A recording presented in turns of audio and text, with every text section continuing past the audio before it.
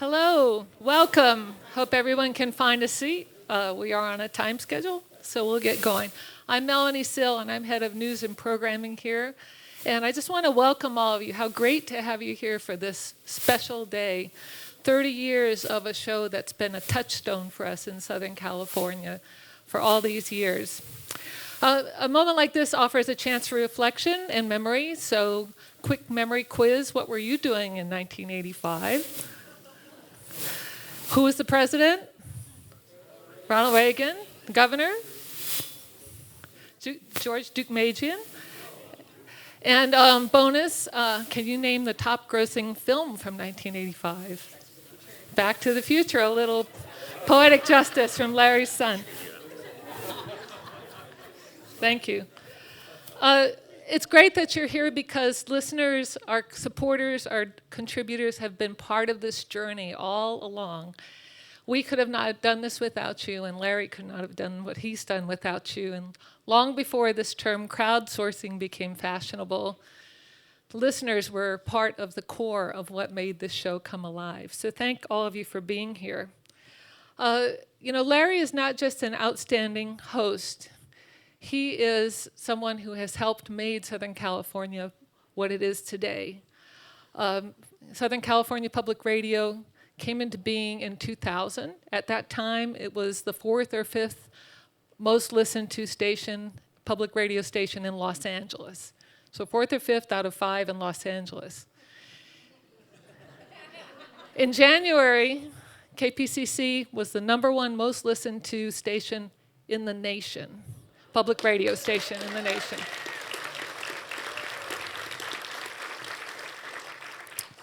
You all helped build that, but many of us around here can tell you that Larry has been the heart and soul of KPCC through this whole time period, from the transition from the prior management to Southern California Public Radio and all these years through. So on behalf of all of us at Southern California Public Radio, our board, some of our longtime supporters who are here and will be recognized at the end, and all of Larry's colleagues here, and my boss, Bill Davis, the CEO, who's on vacation, we want to thank Larry for everything he's done to make this a great place to work. Thank you, Larry.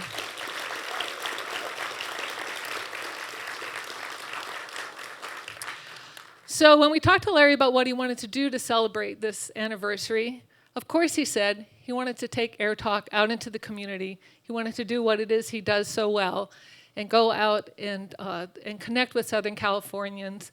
And so that's what we've been doing since January, and we will continue all year. One live show every month out in the community. We started in West Adams. We're in Sunnylands. And now today we're here in the home base. And I think that's what's special about this particular milestone. It's the 30th anniversary, but it's nowhere near the end of AirTalk.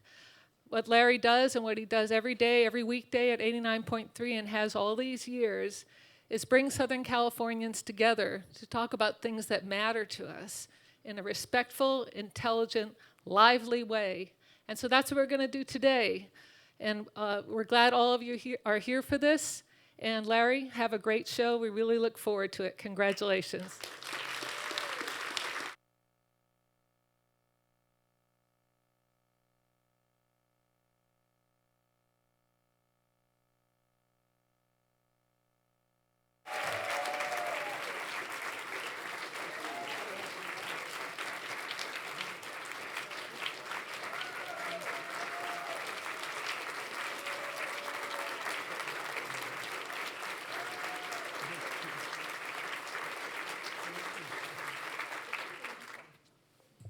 I am so touched and so honored by all of you being here today to share this event, the 30th anniversary of AirTalk. And I think it's so fitting we're doing it as a radio show. It's not just a party unto itself, but a broadcast of what we do each and every day. And that's what makes it so special to have all of you here. I'm deeply touched because I know for many of you to take time in the middle of the day to come share this milestone with me took a lot of planning and sacrifice, and I appreciate that. So thank you for coming and sharing this day with me. Just a few seconds, you'll be hearing what we call the billboard, which opens the program. I recorded that earlier today to give us a little bit more flexibility in the opening of the actual show. So you'll be hearing that, and then we will get right into our first guest for the first hour, and I'll tell you a little bit about how we're structuring today's 30th anniversary show. From the Moan Broadcast Center, this is AirTalk. Good morning, I'm Larry Mantle. 30 years ago today, AirTalk began right here on 89.3. I was a 26-year-old newsman and sports announcer taking on the biggest challenge of my professional life. I would have never considered I'd be here, same place on the dial, 30 years later, talking about many of the same issues as in 1985. Ahead on AirTalk, we broadcast live in front of an audience in our Crawford Family Forum. From NPR News in Washington, I'm Lashmi Sen. The White House says... All right, well, what we're doing today for the 2 hours of the show, the first hour, we're taking on two issues that have been perennial since the beginning of AirTalk 30 years ago today. That is water and our lack of water, as we've had historic droughts periodically in Southern California. The other is the intractable problem of traffic congestion. One good news, though, in the very first week of AirTalk, first week of April, I had on the head of the South Coast Air Quality Management District, a guy by the name of Jim Barakos, and I was grilling him over the terrible air quality and couldn't ever see the mountains from our KPCC studios. Poor guy was, by the time he was done, had it. Only now, here we are years later, thanks to catalytic converters on cars, thanks to scrubbers on industrial sources, our air quality is magnitudes better than it was 30 years ago. So we have a success in 30 years, much better air quality.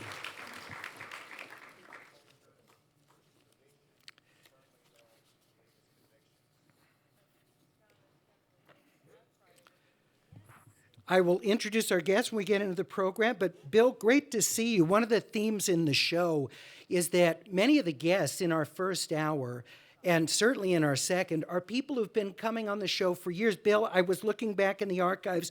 You've been coming on at least 20 years, if not, do you know how long? Well, first of all, Larry, congratulations on your 30 years. I've been with you those entire 30 years. And let me say, you haven't aged a bit, and you sound even better. If only. Thanks very much. And Jay Famiglietti, great to have you with us. We appreciate it very much. Sure. Thanks.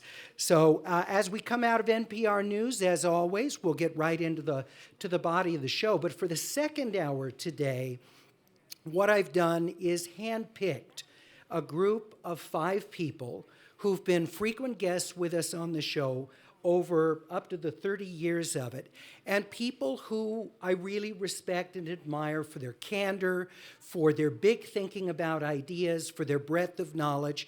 They have different political points of view, which of course we love on AirTalk.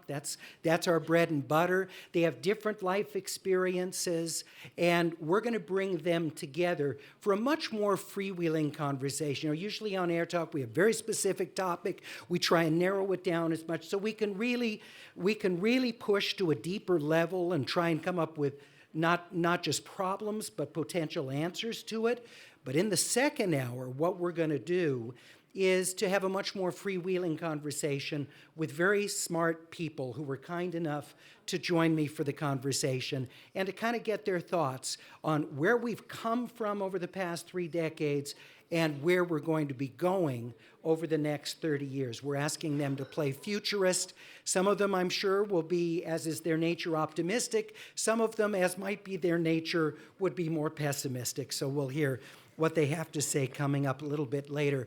Also, Lauren Osen, who's our senior producer, has put together some beautiful audio vignettes of AirTalk shows over the years. She has spent days and days combing through archival audio, some of which was very difficult to find. We don't have the most streamlined system, shall we say, before the year 2000, before the creation of Southern California Public Radio.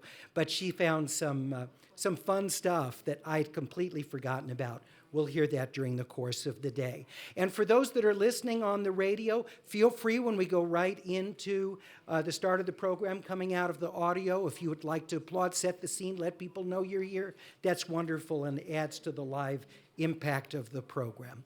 So we're going to get started in just about 45 seconds here with our first hour of AirTalk. And again, I want to thank you so much for coming out to share this day. And I see a number of my KPCC colleagues. And I have to say that touches me as much as anything because, as you may know in media, there's a lot of strong feelings that can go on even between people work in the same place. And I am so fortunate to work with the most supportive, generous, kindest group of people here at KPCC. I'm incredibly fortunate to see them here in the room. Means a lot. When he died, he was J. Paul Getty's grandson. Now let's get you back to Larry Mantle live in the Crawford Family Forum. I want to take you back to the year 1985. Remember that? A gallon of gas cost about $1.10. Ronald Reagan was president. God bless you, and for the second time. may God bless America. Thank you. AIDS was just beginning to be more openly talked about. Actor Rock Hudson died of the disease that year. And on hearing of his death, the House of Representatives agreed to double the amount of AIDS funds for research next year. Back then, Steve Ballmer wasn't rooting for the Clippers. Windows from Microsoft! Order today! Get $99! America was introduced to the compact disc, New Coke, and Super Mario. Wait a minute, Doc. Are you telling me that you built a time machine? Back to the Future was the top-grossing film of the year. Out of a DeLorean? 25 years of age, 6'1", 100. Here in East LA, a crowd of residents chased down and caught Richard Ramirez, the notorious Night Stalker. All the neighbors just hung together and got him, chased him down the street. And then what did you do when you caught up with him? I socked him.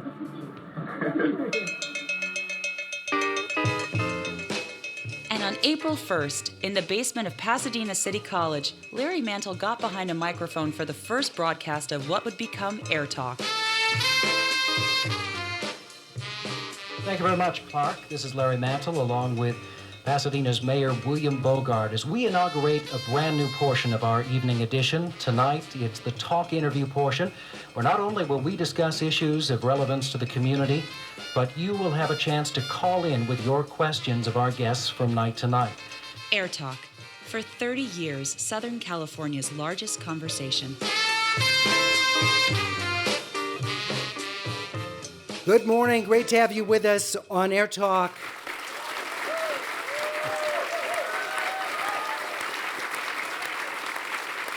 We're in our Crawford Family Forum here at KPCC, and I am just so delighted to see so many folks. Some of you I've known from years of coming to see events that we've done here at KPCC, and others, brand new individuals. I'm looking forward to meeting you all. And of course, the thousands of you listening to our anniversary broadcast at kpcc.org and over 89.3, or now our many other transmitters throughout Southern California. We welcome you to this 30th anniversary show.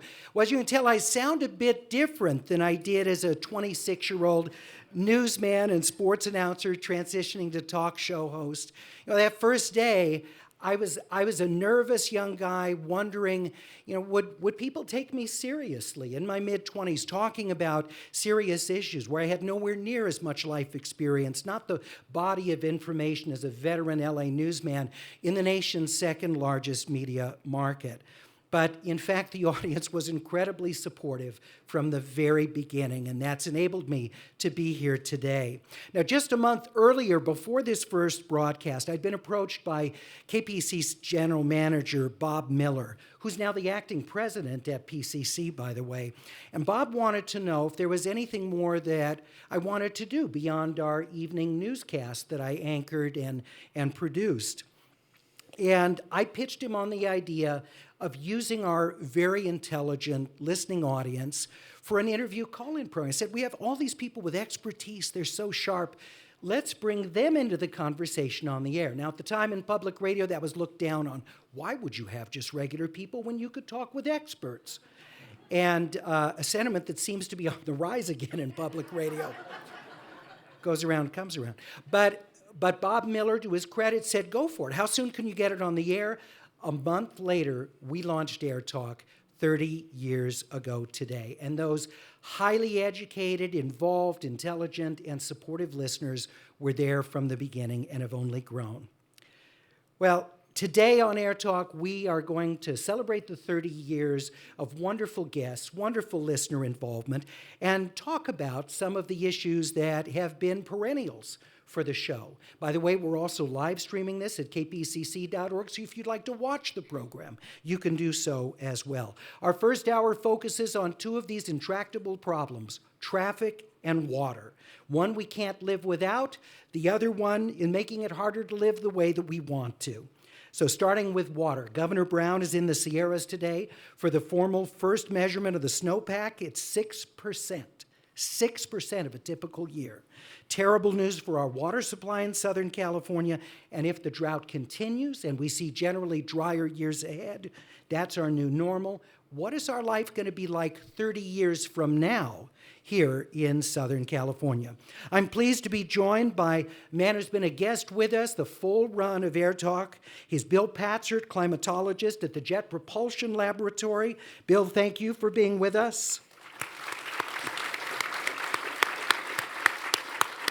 And his JPL colleague, hydrologist, scientist Jay Famiglietti, who's also professor at UC Irvine. Thank you for being with us. So let's get right into this. Jay, I want to start with you because you wrote a piece with this provocative headline that we run out of water in a year, which is a pretty terrifying scenario. And that got your attention. Yeah. So what is the nuance of that? Because the pushback on that has been, people think that that's way an overstatement. It is, of course, it's an overstatement. So we don't get to write the headlines, of course. And the actual text in the op-ed was referring to the amount of water we have in our reservoirs, and we never have more than about 3 years of water in our reservoirs anyway. So it's no surprise that after about 3 years of drought, that we have about a year's worth of water in our reservoirs. But after that, what happens is that we will rely progressively more and more on our groundwater. We have a pretty ample groundwater supply, but as you know, as many of people in the audience know and your listeners know, we only recently had this legislation enacted in September, the groundwater legislation that would begin managing the groundwater. At present, that's not really happening. So, because it will take a few decades to kick in. So what we will have is a progressively increasing reliance on groundwater, a very important strategic reserve that is essentially unmanaged at this point. Bill, let's talk the weather side of this. You're the one who always tells us whether it's likely we'll get a El Nino or La Nina effect, what impact that's likely to have on rainfall. Do you think we're in a new normal or too early to say? Well, myself, I don't know what new normal means. Because, like Emmylou Harris once said, normal is a cycle on a washing machine. All right? But here in California, droughts and wet periods wax and wane. The history of California and the American West are droughts followed by periods of above normal rainfall. And the last big drought we had was really from about 1945 to 1977. And that was followed by two extremely wet decades, the 80s and the 90s. The present drought really began in about 2000. And of course, it's culminating here after a decade and a half with the news, the headlines. By the way, I think that number is going to be 5% of normal in the Sierras. So it's even lower than expected, yeah. But the good news is that sometime the rains will be back. But there have been fundamental structural changes in California since the last large drought. A drought has two dimensions. One is the dimension of Mother Nature, and as a big a dimension is human nature. Since the last big drought, the California population has quadrupled. The economy of California has just exploded. We're now the 7th largest economy in the world. There have been structural changes in agriculture, in industry. The place is just booming, all right? And so in some ways, the reason this drought is so much more punishing than previous droughts is really us. If we did nothing but just around the edges of more conservation, maybe did some more water recycling, what do you think we'd look like in 30 years? How would we be living if we didn't do much? Well, I think that California, it's really a pretty semi-arid environment here in the American West. We're ready for some lifestyle changes. In fact, the water story in California has been extremely successful. There's no place in the world that has water infrastructure. We move around more water than any place in the world. But we've outstripped that water infrastructure. And so every aspect of the economy, whether it's urban, suburban, water use, agricultural use, industrial use, we're just going to have to be more careful with our water, all right? Driving over here through my neighborhood, there are still too many green lawns in Southern California. So you think we won't see any lawns in 30 years? Well, first of all, we overwater our lawns by about 6 feet a year, all right? So we're wasting tremendous amounts of water on our lawns. And myself, I like drought-tolerant landscaping. 70% of your water bill is in your lawn. And that doesn't make any sense in a place that is as dry as California. Jay, what about agriculture, though? Because it uses far more water, Right. albeit it's a huge part of our economy. So, hold it, Larry. Yeah. Agriculture is 2% of the state's economy. That's right, but we grow about Well, it's a big 25% of economy. that's right, and we grow about 25% of the nation's food, and a lot of food for a lot of other countries. Almost all of the produce that we eat in the United States, certainly all of the nuts, are coming from the Central Valley. What do you mean by that? Nothing. Don't take that personal, Larry. But it is. Are they always grown good to, here or it's imported? good to share the stage with Bill. So we talk. So we work together. We talk about this stuff all the time at work, and it is pretty crazy. So the future of agriculture. It's going to have to adapt. So most of the water we use in California and around the world, we use about 80% of our water for agriculture. And in California, we really rely on, if we think about climate change and the decline of the snowpack, we already rely very heavily on groundwater in California for irrigation, for agriculture. And we're depleting the groundwater in the Central Valley. So against this backdrop of the snows and the rains that come and go, we do have a long-term decline of groundwater. And so we're hitting the point where we're getting to dangerously low levels. We're just like the snowpack is at a record low, and we had a record dry January. We're at record lows with our groundwater. So we will have to adapt. Maybe it's going to be in the future a smaller number of higher value crops, but we will have to change. We'll have to be more efficient, and water pricing will undoubtedly be changing. We're talking with experts on water on AirTalk, Jay Famiglietti, who is UC Irvine professor. He's a hydrologist at NASA's Jet Propulsion Laboratory, also the professional home for our guest, Bill Patzert, climatologist, who's been with us countless times on AirTalk. If you have questions for our guests on the water future of Southern California, you can join us at 866-893-KPCC, 866-893-5722. The AirTalk page, kpcc.org as well. And we also take questions from our in-person audience. We have a couple microphones to take that as we continue on the program. Before our update from Suzanne Watley, let's also listen back to another piece of AirTalk history. Wednesday night, L.A. County Supervisor Mike Antonovich will be in studio to answer your questions about Los Angeles County. Jim Barakos of the Air Quality Management District will be in Thursday night to discuss smog, toxic waste dumping. You have a diesel car, you might want to call in and ask him whether it has a future. And Friday night, we will have May Toe of the International Institute of Los Angeles. She's been working for 10 years with Asian immigrants to the San Gabriel Valley. We'll ask the question whether immigrants are treated fairly as they attempt to settle in such areas as Monterey Park, Alhambra, and San Marino. 30 years ago, that was the first week lineup of AirTalk on KPCC. You believe that? We'll continue with more from our Crawford Family Forum right after this update from Suzanne Walker.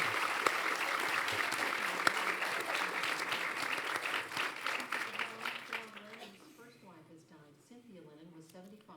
Cancer took her life, according to a tweet and website post from her son Julian. He wrote a song in her honor, part of which has the words, "The love you left behind will carry on." Cynthia and John met at art school in 1957, married shortly before Beatlemania hit, and divorced after John took up with Yoko Ono. Singer and songwriter Joni Mitchell is described as awake and in good spirits in the hospital after being found unconscious on a bathroom floor at her home in Bel Air. Still no word on what's ailing her, but she's getting tested. Mitchell's 71. The lingering winter weather back east has put the brakes on the hot car sales trend. General Motors sales fell 2%, and Ford and Nissan both saw 3% declines in the U.S. in March. Honda sales were down 5%. Toyota and Chrysler Fiat sales were up a bit, though. Checking stocks, the Dow was down 107 points, the NASDAQ down 36, the S&P 500 index down 11. Mexico's state-owned oil company says that a fire at an oil platform in the Gulf of Mexico has killed 4 workers. 16 others were injured in the fire and were being told that they're treated at a hospital in Campeche on the Yucatan Peninsula. And researchers at UC Davis say that about 10% of the air pollution in the San Joaquin Valley comes from outside California, some of it from as far away as China. They say smog readings in the Central Valley are routinely worse than those in the LA Basin. Asthma rates double the rates elsewhere in California. And now back to Larry Mantle live in the Crawford Family Forum.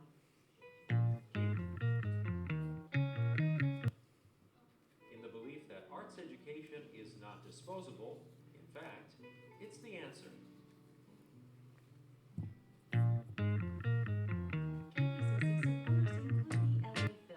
Presenting Baroque masterworks by Vivaldi and Handel, April 10th, 11th, and 12th at Walt Disney Concert Hall. The pleasant themes of spring and summer from Vivaldi's The Four Seasons will open this program by the Los Angeles Philharmonic, led by French conductor Emmanuel Haï. Soprano Natalie Dessay joins them for highlights from one of Handel's most well-known operas, Julius Caesar. Tickets are available at laphil.com. Actress Amber Tamblyn decided to write poems about actresses who died tragically, but her research was so upsetting that Tamblyn almost quit Hollywood. The author of Dark Sparkler, Wednesday at 3:30 on The Frame.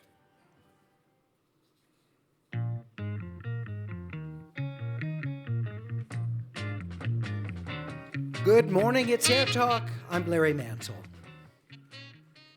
Great to have you with us today as we come your way from the Crawford Family Forum, marking the 30th anniversary of AirTalk. Thousands of interviews, all the topics we've discussed, and one of them that's at the top of the list for most years is water. Whether we have too much of it in torrential El Nino years, or even worse, the years where we don't have enough of it. We are in the midst of a historic drought, and as we just heard from JPL's Bill Patzert, we are looking at 5% of the snowpack in the Sierras, which of course provides much of the drinking water here in Southern California. Talking with us about the drought, Jay Famiglietti, hydrologist at JPL, professor at UC Irvine, and Bill Patzert, climatologist at JPL.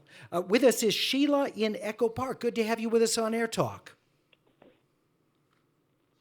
Sheila, go right ahead. Hello. Hi. I was just wondering, why can't we use desalination as a process to replenish our water supply? Yeah, desalination, which may not be financially competitive at this point, given the cost of water. But Jay, you want to comment on long term? So the problems with desal. So in the long term, I think we'll be able to work some of these out. But it's energy intensive.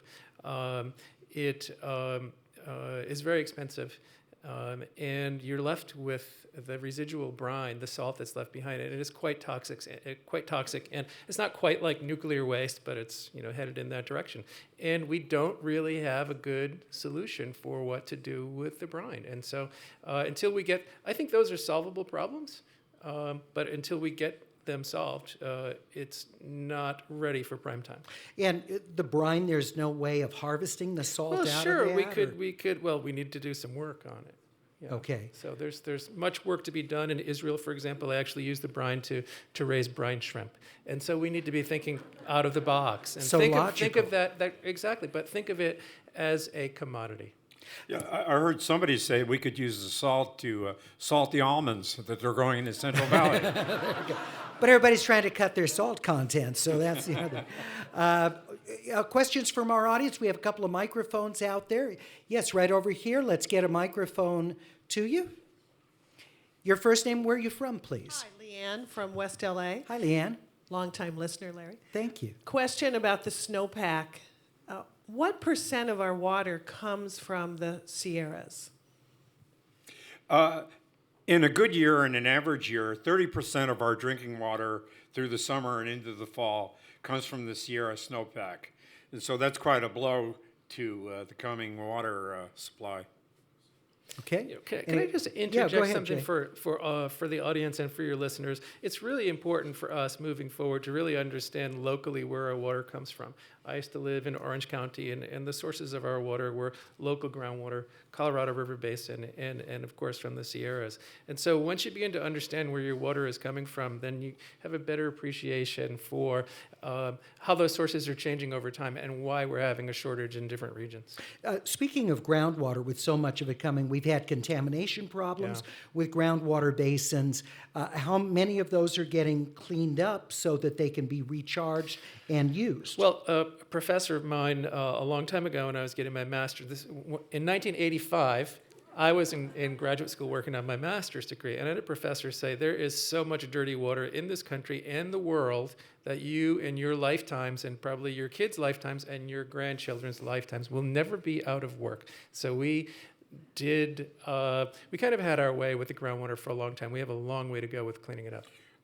But these billion-dollar bonds we just voted for in this new legislation, much of that money will be dedicated to cleaning up groundwater basins all over Southern California. Will we have the water to put in the basins when they're clean? Good question. The $64,000 question. Okay. The answer is yes. All right. See, I said some guests would be optimistic, and that's good to hear. Yes, sir, your first name? Yes, I'm Jim, and my question is, one of the gentlemen noted that California's population has quadrupled. Anyone in their right mind would want to come here and live. It's the greatest climate in the world, the greatest economy probably in the world.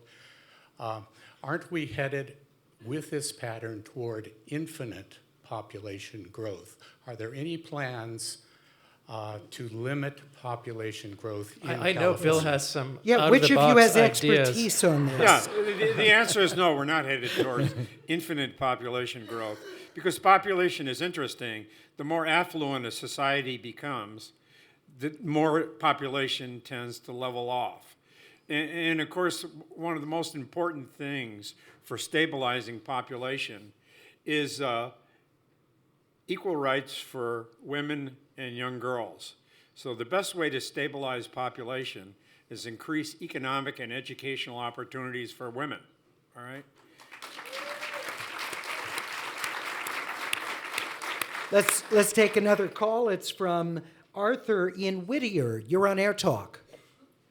Yes, I was wondering, instead of cutting back on agriculture to save water, what efforts are being made to investing in the construction of vertical farms and holding back on meat production? Because I know that uses up a lot more water than agriculture does.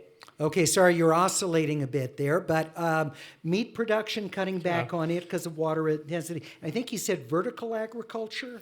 So I will tackle the meat production side. So we have not gotten to the point in California where we are starting to allocate water resources based on crop type or agricultural type. And so meat production takes a lot of water. Of course, mostly that's the water to grow the food, whether it's mostly alfalfa.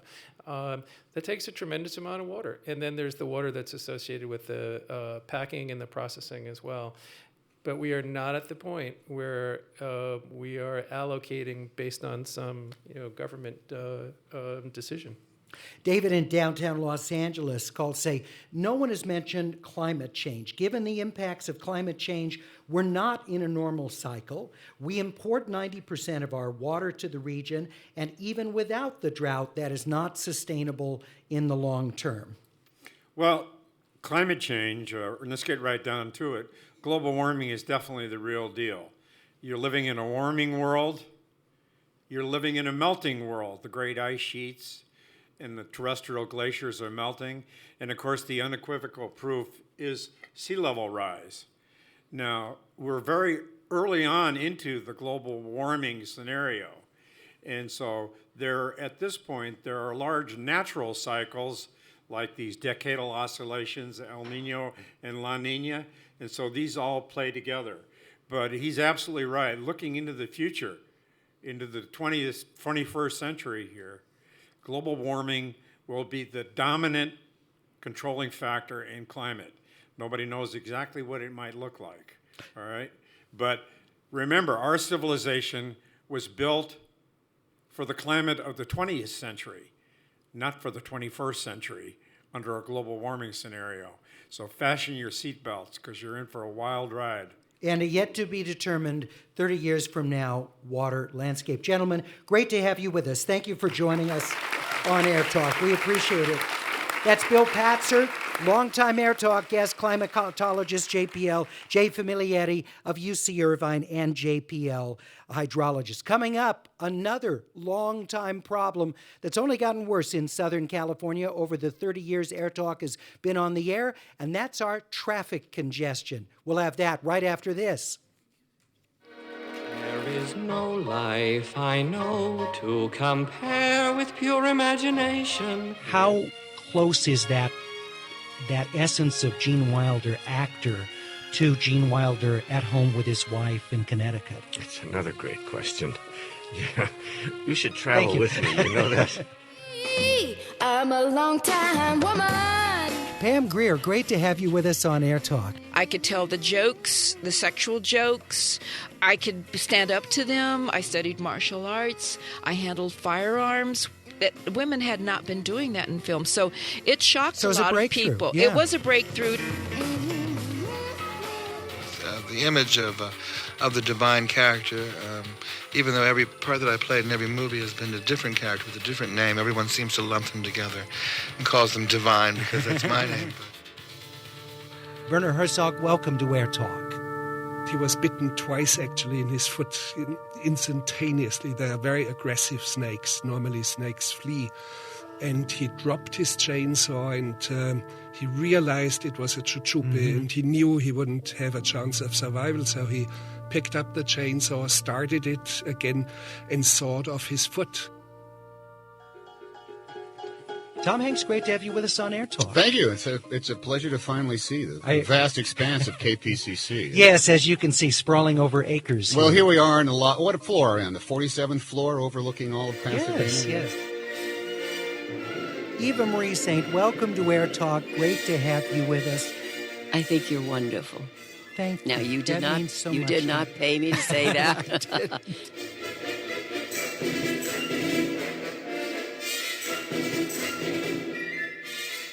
And then she kissed me after we finished with the interview, which I haven't washed that cheek since. The great Eva Marie Saint. Great to have you with us on Air Talk from our Crawford Family Forum live, celebrating our 30th anniversary of the show. This past weekend, I went through some of the archives, just looking, for different shows. And when you do a program like this, you're very much in the moment because it's like being on a news conveyor belt. Your focus is always on what's to come. But I spent time going through the archives, and so many of these interviews, memories came back to me. I couldn't believe that, 20, 25 years ago, they were still so vivid. And that Gene Wilder one that we just heard, sometimes when you're talking with someone, it's not just the words that you're exchanging. The conversation goes to a much more intimate and deeper level, and it's very hard to put into words. as the person in that conversation, but that was one of them. And there were others. John Denver, the singer, just wonderful connection with him. George Foreman, the boxer, one of my favorite interviews of all time. Remarkable man and divine. You just heard the clip of the late actor, and one of the kindest, gentlest person, despite his over-the-top, grotesque on-screen persona. So our producers have spent days putting together this archive of some of my favorite interviews. And you'll find many more of these at kpcc.org. We've pulled some of my favorites over the years so that when you get a chance, you can go back and listen. Well, last segment we talked about water. This half hour, the seemingly unsolvable problem of traffic. Yesterday, the GPS manufacturer TomTom released its results of GPS traffic information they get from all across the country. And of course, we won, if you want to. We beat out San Francisco, Honolulu, and New York City. We're number one. Outcrawling them. So we got a mass transit construction boom underway. More commuters are cycling to work than ever before. But how much is this going to help? How bad is traffic going to be in 30 years? With me, Steve Hyman, who edits The Source, which is the blog of Metro Transportation here. Steve, good to have you with us. Tamika Butler, Executive Director of the LA Bike Coalition. We welcome you. And Jay Bieber, Executive Director of Safe Streets LA, a research fellow at the Reason Foundation as well. Tamika, let me start with you first of all, because your area has seen tremendous growth. I mean, we don't have as many kids biking as in the past. Bike sales aren't what they were like in the 60s, but for adults, it's growing and growing all the time. If you look ahead 30 years, what percentage of people you think are going to be commuting on bikes? I think it's going to be a huge percentage, and whether or not you're even just talking about commutes or just being on bikes more. And I just got back from Washington, D.C., and Washington, D.C. has this bike share program where you can rent a bike and go from monument to monument. And it's so convenient, and we're getting that bike share here in Los Angeles. We're going to get one here in Pasadena. And I think that's really going to change the game for folks because it's going to be accessible, it's going to be easy, and it's going to get people on bikes and saying, hey, I can do this. When I can actually bike around the neighborhood, I can actually see things because I'm not just, driving by quickly angry at the people all around me. Now, as one who's had multiple bikes stolen in my life, is bike sharing, is it long-term economically viable? I really do think it is economically viable. It's no different than Zipcar, and Zipcar has worked, right? You can park it, you can check it out, you can bring it back, and bike share's going to be the same way. I think it is economically viable. We just have to make sure it's also economically accessible for all communities. It is a little easier, though, to track a stolen car than a stolen bike, so there is a challenge. Jay Bieber of Safer Streets LA, I thought I saw you shaking your head about bike sharing. Look, I think bike sharing is a great idea, and I think it's an important thing to do. I don't think it's going to be as big a thing for commuting as I think it's being touted as. I mean, we had in almost the last decade, commuters on bicycles went to about from 0.6% of the commuters to about 1.2.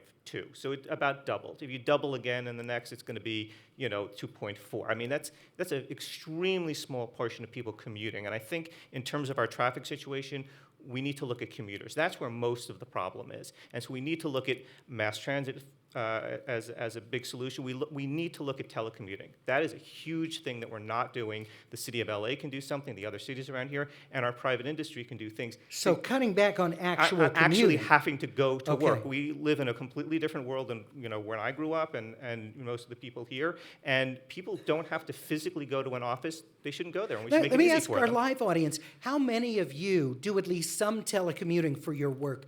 Clap your hands so they can hear it on the radio. That's pretty sizable. I don't know, maybe 15, 20%. Yeah, right now, it's. I mean, in terms of the total, it's about 6%. If we could double that, now we're at 12%. So We're thinking ahead of about the what curve you're going to here. double, it's, I think it's an important thing to look at. And there's also a lot of new innovations as well. One of the things I keep hearing from new transportation advocates is we can't build our way with freeways out of the problem, yet our freeways have had so little expansion of capacity compared to the increase in cars. I mean, do you think that's gotten short shrift, or that more resources could go into that? Well, I think it's two things. I think, yes, it's true we can't build our way out of it, but we have the worst choke points in the nation here in Southern California. Yay, we win again. So, if you look at, there was a study that was done recently, it was a 2004 study, but I think it's still relevant, where of the top 15, we have 5. Okay, 4 of them are in LA proper, 1 is in Orange County. I mean, we need to fix that. That's great for the economy, it's great for commuting, it's great for bicycle people because people are on the highway instead of on the surface streets. It's great for the environment. So it's also great for safety because, less choke points, less traffic backed up, less accidents. And I think we need to look at where those choke points are. We have the 101 north onto the 405 south. It's a huge problem. People are grimacing. You know exactly what I'm talking about, pain. and that's the number one interchange, the worst in the nation. Yeah, and many others that are almost as bad. We'll continue talking about traffic, transportation. Where are we going to be in 30 years in Southern California? We still have some smog, but air pollution is nothing like it was 30 years ago. Could we see some similar breakthrough, whether it's autonomous cars, whether it's mass transit, telecommuting? What could it be? We'll talk about that as we continue after an update from Suzanne Watley. Well, thank you, Larry. President Obama spoke with Democratic Republic of Congo President Joseph Kabila about ensuring free and fair elections in his country next year. The Constitution bars Kabila from running for a 3rd term, but there are concerns that he will try to cling to power. Here's the BBC's Maud Julian.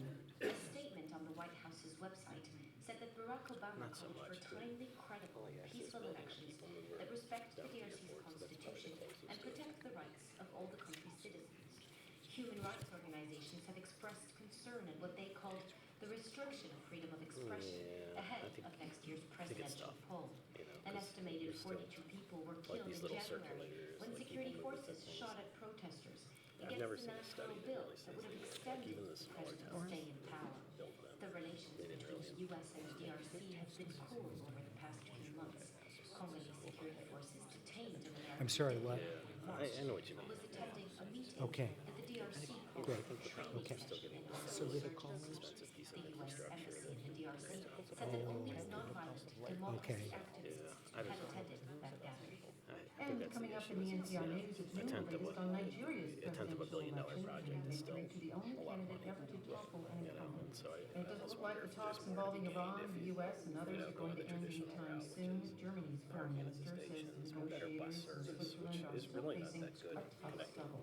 And you'll be back with Larry Mantle live at the Crawford Family Forum in just a minute. Behind the scenes, this is what goes on in the studio, because we always have little challenges, things. Oh, we want to do that. How can we make? So we're dealing with the callers here and because they weren't able to hear our air feed to know that I was going to them. So how we solve these things every day with Lauren Osten, our senior producer, great staff. It's kind of one of the fun things of the show is every day you have new challenges to take on to try and address as quickly as we can.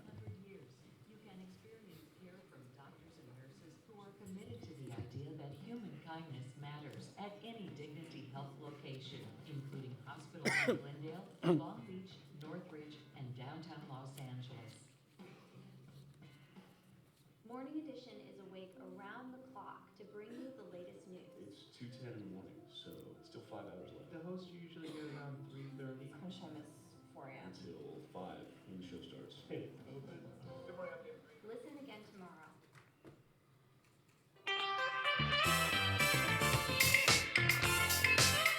Good morning, it's AirTalk. I'm Larry Mantle. We're coming your way from the Crawford Family Forum at KPCC. 2 hours in which we're celebrating the 30th anniversary of Southern California's longest-running interview call-in program, talking about some of the biggest issues. In the second hour, I've handpicked a panel of 5 guests who've been frequent guests with us over the years, and we're going to talk with them about what they think the biggest changes in our region have been over the past 3 decades and where they think we're going over the next 3 decades. Traffic congestion, our biggest topic right now, as we just got the survey yesterday that Southern California tops the list of traffic problems across the United States. With me, Tamika Butler of the LA Bike Coalition, Jay Bieber of Safer Streets LA and the Reason Foundation, and Steve Hyman, who edits The Source, the official blog of Metro Los Angeles. Steve, so I wanted to ask you, we have this huge building program going on with light rail and the subway to the sea and new generation buses, bus lanes designated on Wilshire. I mean, how much of an impact can this have given the size of the problem? Well, I think it comes down to how you want to talk about traffic. I think if you come into the conversation saying, I'm going to fix it, I think inevitably you're going to be disappointed because I can show you region after region across the globe that has a very robust transit network, but also has a traffic problem. I mean, that's just the reality of life. The Bay Area has BART. They're number 2. Paris, London, Moscow, Shanghai, Tokyo. I mean, these are popular places to live. They have a lot of jobs, and they have a lot of traffic. I don't think LA is going to prove to be the exception to the rule. I do think where we've come up lacking is that we haven't had a lot of alternatives to sitting in traffic. And I think when you started the show in 1985, there were 0 rail lines in LA County. No light rail, no subway, no commuter rail. Now there's 87 miles of light rail and subway and over 500 miles of Metrolink commuter rail.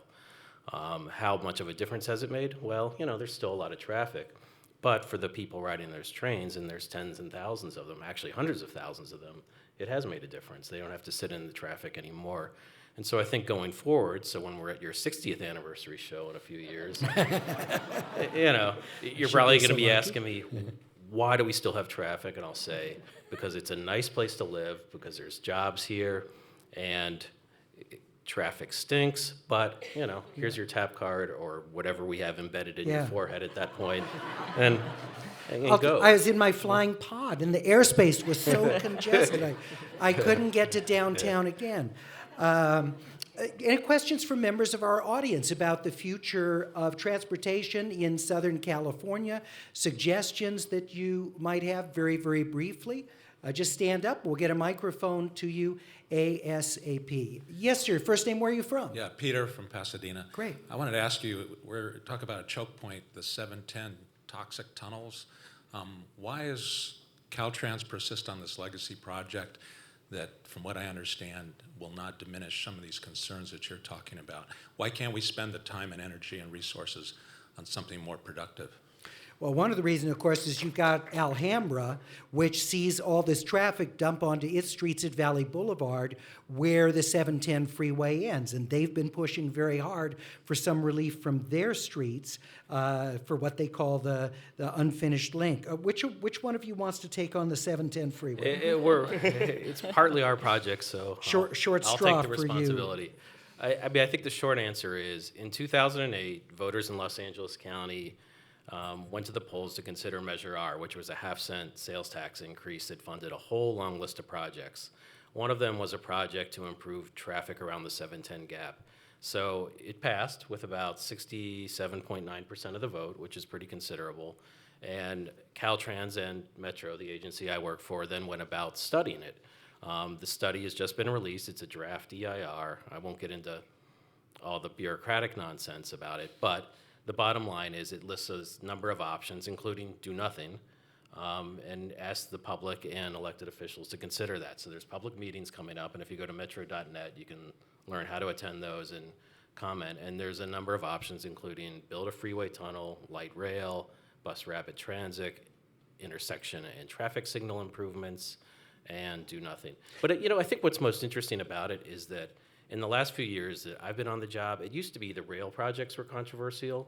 Now everyone sort of wants them. It's the freeway projects that have become much more controversial because... Well, we're so built up. It's not like it was years ago. But I wonder, Jay Bieber, if if all those freeways had been built that were on that master plan of, 50 years ago? It's an amazing map Hills if anybody Freeway, takes a look at it. It's pretty crazy. You have freeways that take you anywhere you would possibly want to go before this area was fully built out. What do you think it'd be like if that was built? Well, certainly, it would certainly be a different area. But I think that when you have something like the 710, which is a good example, like they started building something and then they stopped. That's always a bad idea in the sense of, you know what I'm saying, like to not finish something. And I think we have, we have it same thing with the 2. I mean, it just dumps down out, down into, the Silver Lake, Los Feliz area. It's not. If you start a project and then you run out of either the money or the political will, that's not a good idea. So I think the lesson from that is plan as far ahead as you possibly can, and try not to stop building a highway midstream. That's really a bad idea. It seems obvious, but I think it's important. Tamika Butler, if you were to look ahead 30 years, do you have sort of an ideal vision of what getting around Southern California would look like? What is that in a nutshell? Yeah, I think the easy word is easier. It would just be easier to get around. I'm from Nebraska, and so not many people have been to Nebraska. There's a good reason, but that Omaha Light Rail system. But I remember moving to LA and people were like, "Oh, you're going to be in your car all the time. You're going to hate it." And I'm like, "I'm from the Midwest. Like, we love cars. Like, I love my car. Like, you got to get far places." And it's just different here because you're constantly in traffic. And so I'm not a person who says, 30 years from now there would be no cars. I don't actually think that's the way to go.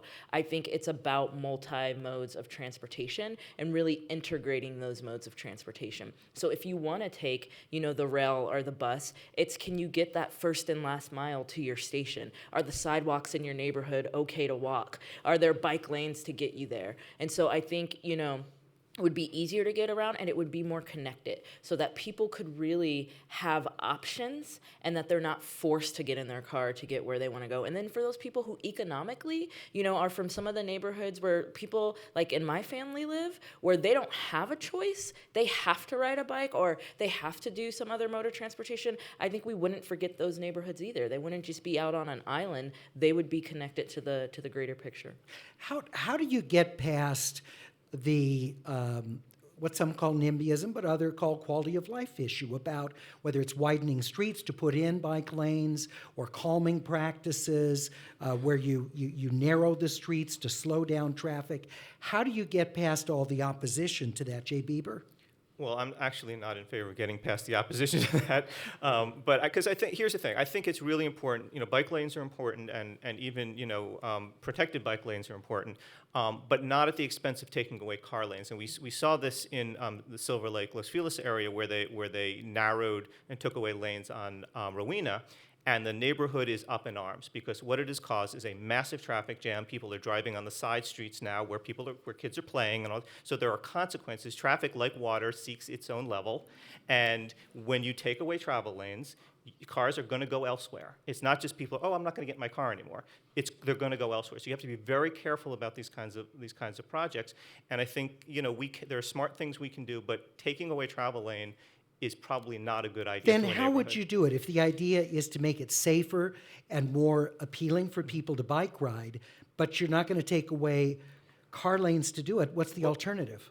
Well, I think that you try to find roadways where it makes sense to have a bike lane. So maybe, look, I live in Sherman Oaks. We have Ventura Boulevard, but we also have Valley Vista, which is just one block over, or mostly one block over for most of the way. And that is a much better place to have, say, a bike lane than, say, on Ventura Boulevard, which is much more traffic and much higher speeds. Tamika Butler, you disagree with that? Surprised to no one, I would have to say I do.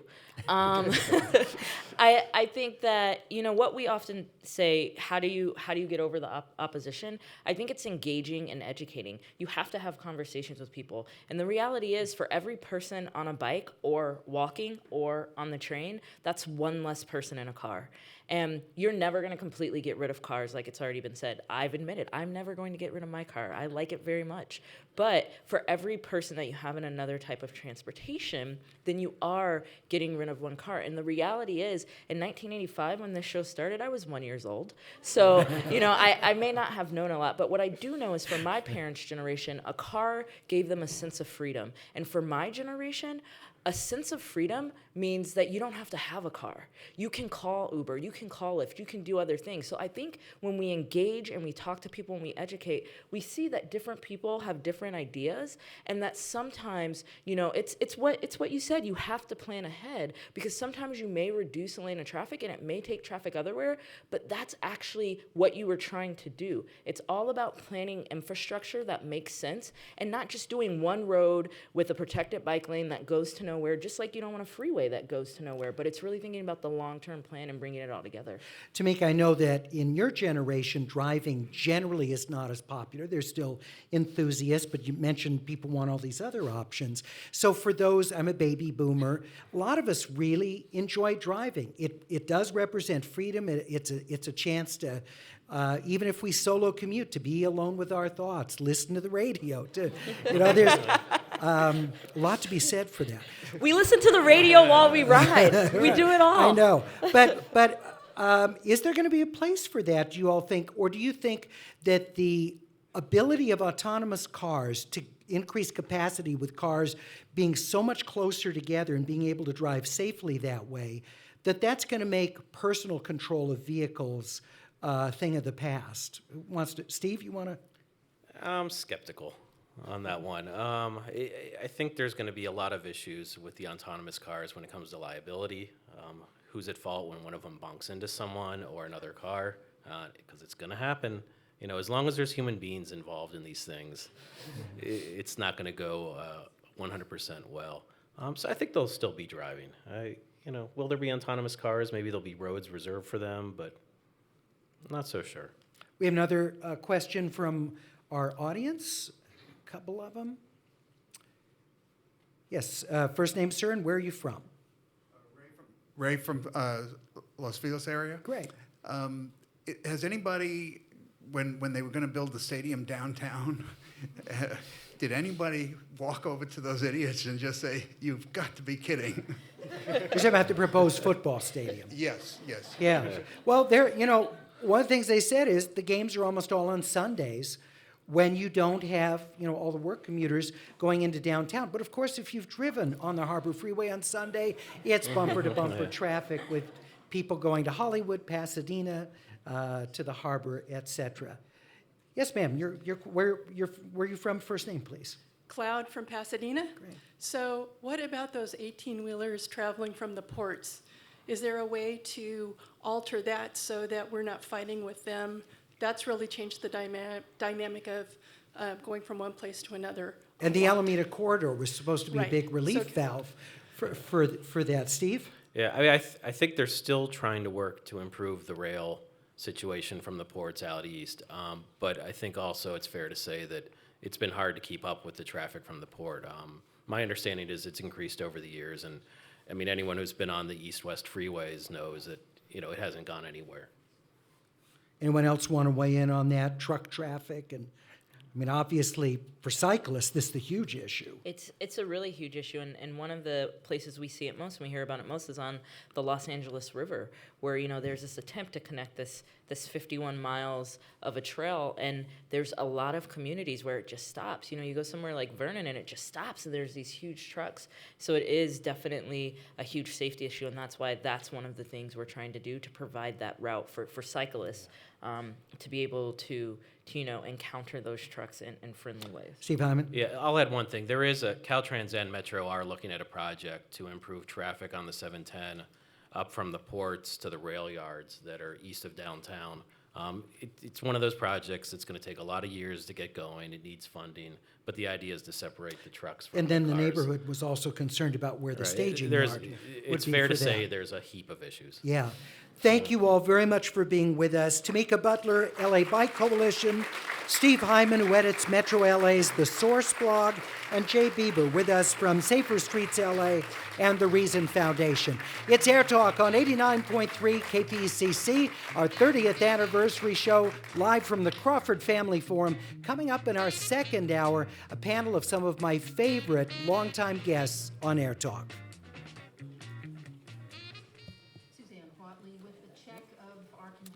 Thank you all very much. That was great. Really appreciate it.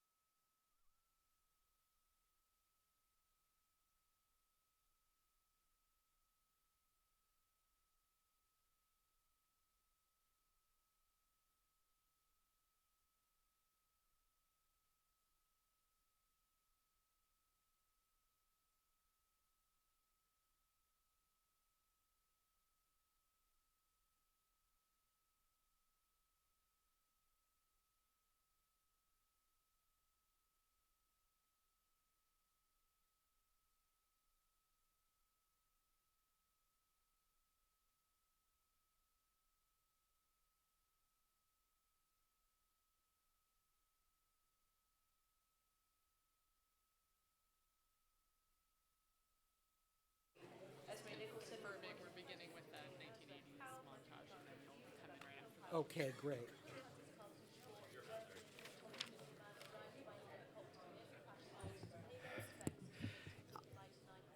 as you get settled in, I just want to take a moment before we return to the live broadcast. I just want to introduce three people that are very close to me. My wife, Kristen Mantle. Kristen, would you stand? She is incredibly tolerant of having a husband who is constantly looking up online news and talking about the issues of the day and inflicting every possible newscast on her. That's not how she is as a person, but she is incredibly tolerant and supportive, and I appreciate and love her very much. Thank you. My son, Desmond Mantle, our son,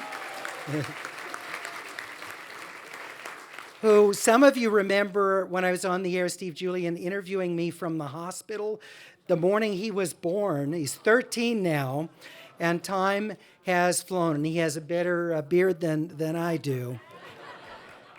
And the woman who, along with my father, had so many great conversations about what was going on in the world that helped spur my curiosity about the world and trying to look as rationally and challengingly at what was going on in the world, my mother, Carol Morse.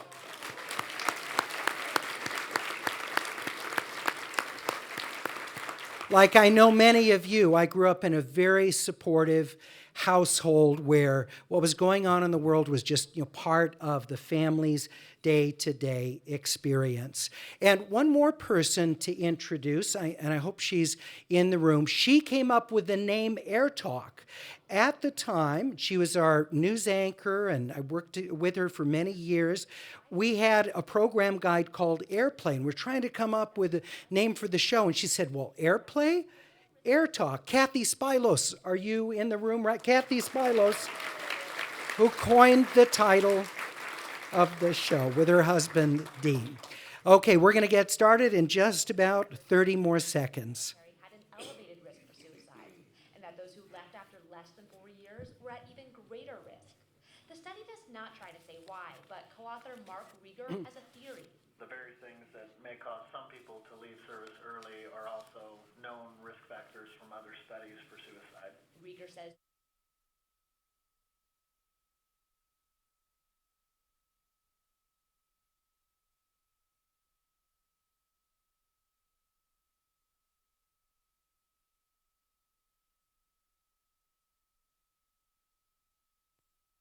we all grow and learn in our lives, and I've learned that all kinds of people can get AIDS, even children. The Centers for Disease Control published a report by our guest, Los Angeles-based physician Dr. Michael Gottlieb. Well, these were young men previously healthy. They were all gay, and they all had the very same depletion of a particular white blood cell. What followed Wednesday's jury verdict in the Rodney King case was a tragic series of events for the city of Los Angeles. From dusk at night until sunrise in the morning, each night, there will be a curfew in place. From Boyle Heights to the west side, from South Central to Sherman Oaks, I saw a city in need of a new kind of leadership. Richard Reardon, great to have you with us again. Folks, this morning we've been hit with a major earthquake. Right now we're trying to basically gather some more information, trying to figure out where this has been centered. This is a magnitude 6.6 earthquake. It was centered in the northern San Fernando Valley area. It's no disguise. It makes no sense. It doesn't fit. If it doesn't fit, you must acquit. We, the jury, in the above entitled action, find the defendant, Orenthal James Simpson, not guilty of the crime of murder.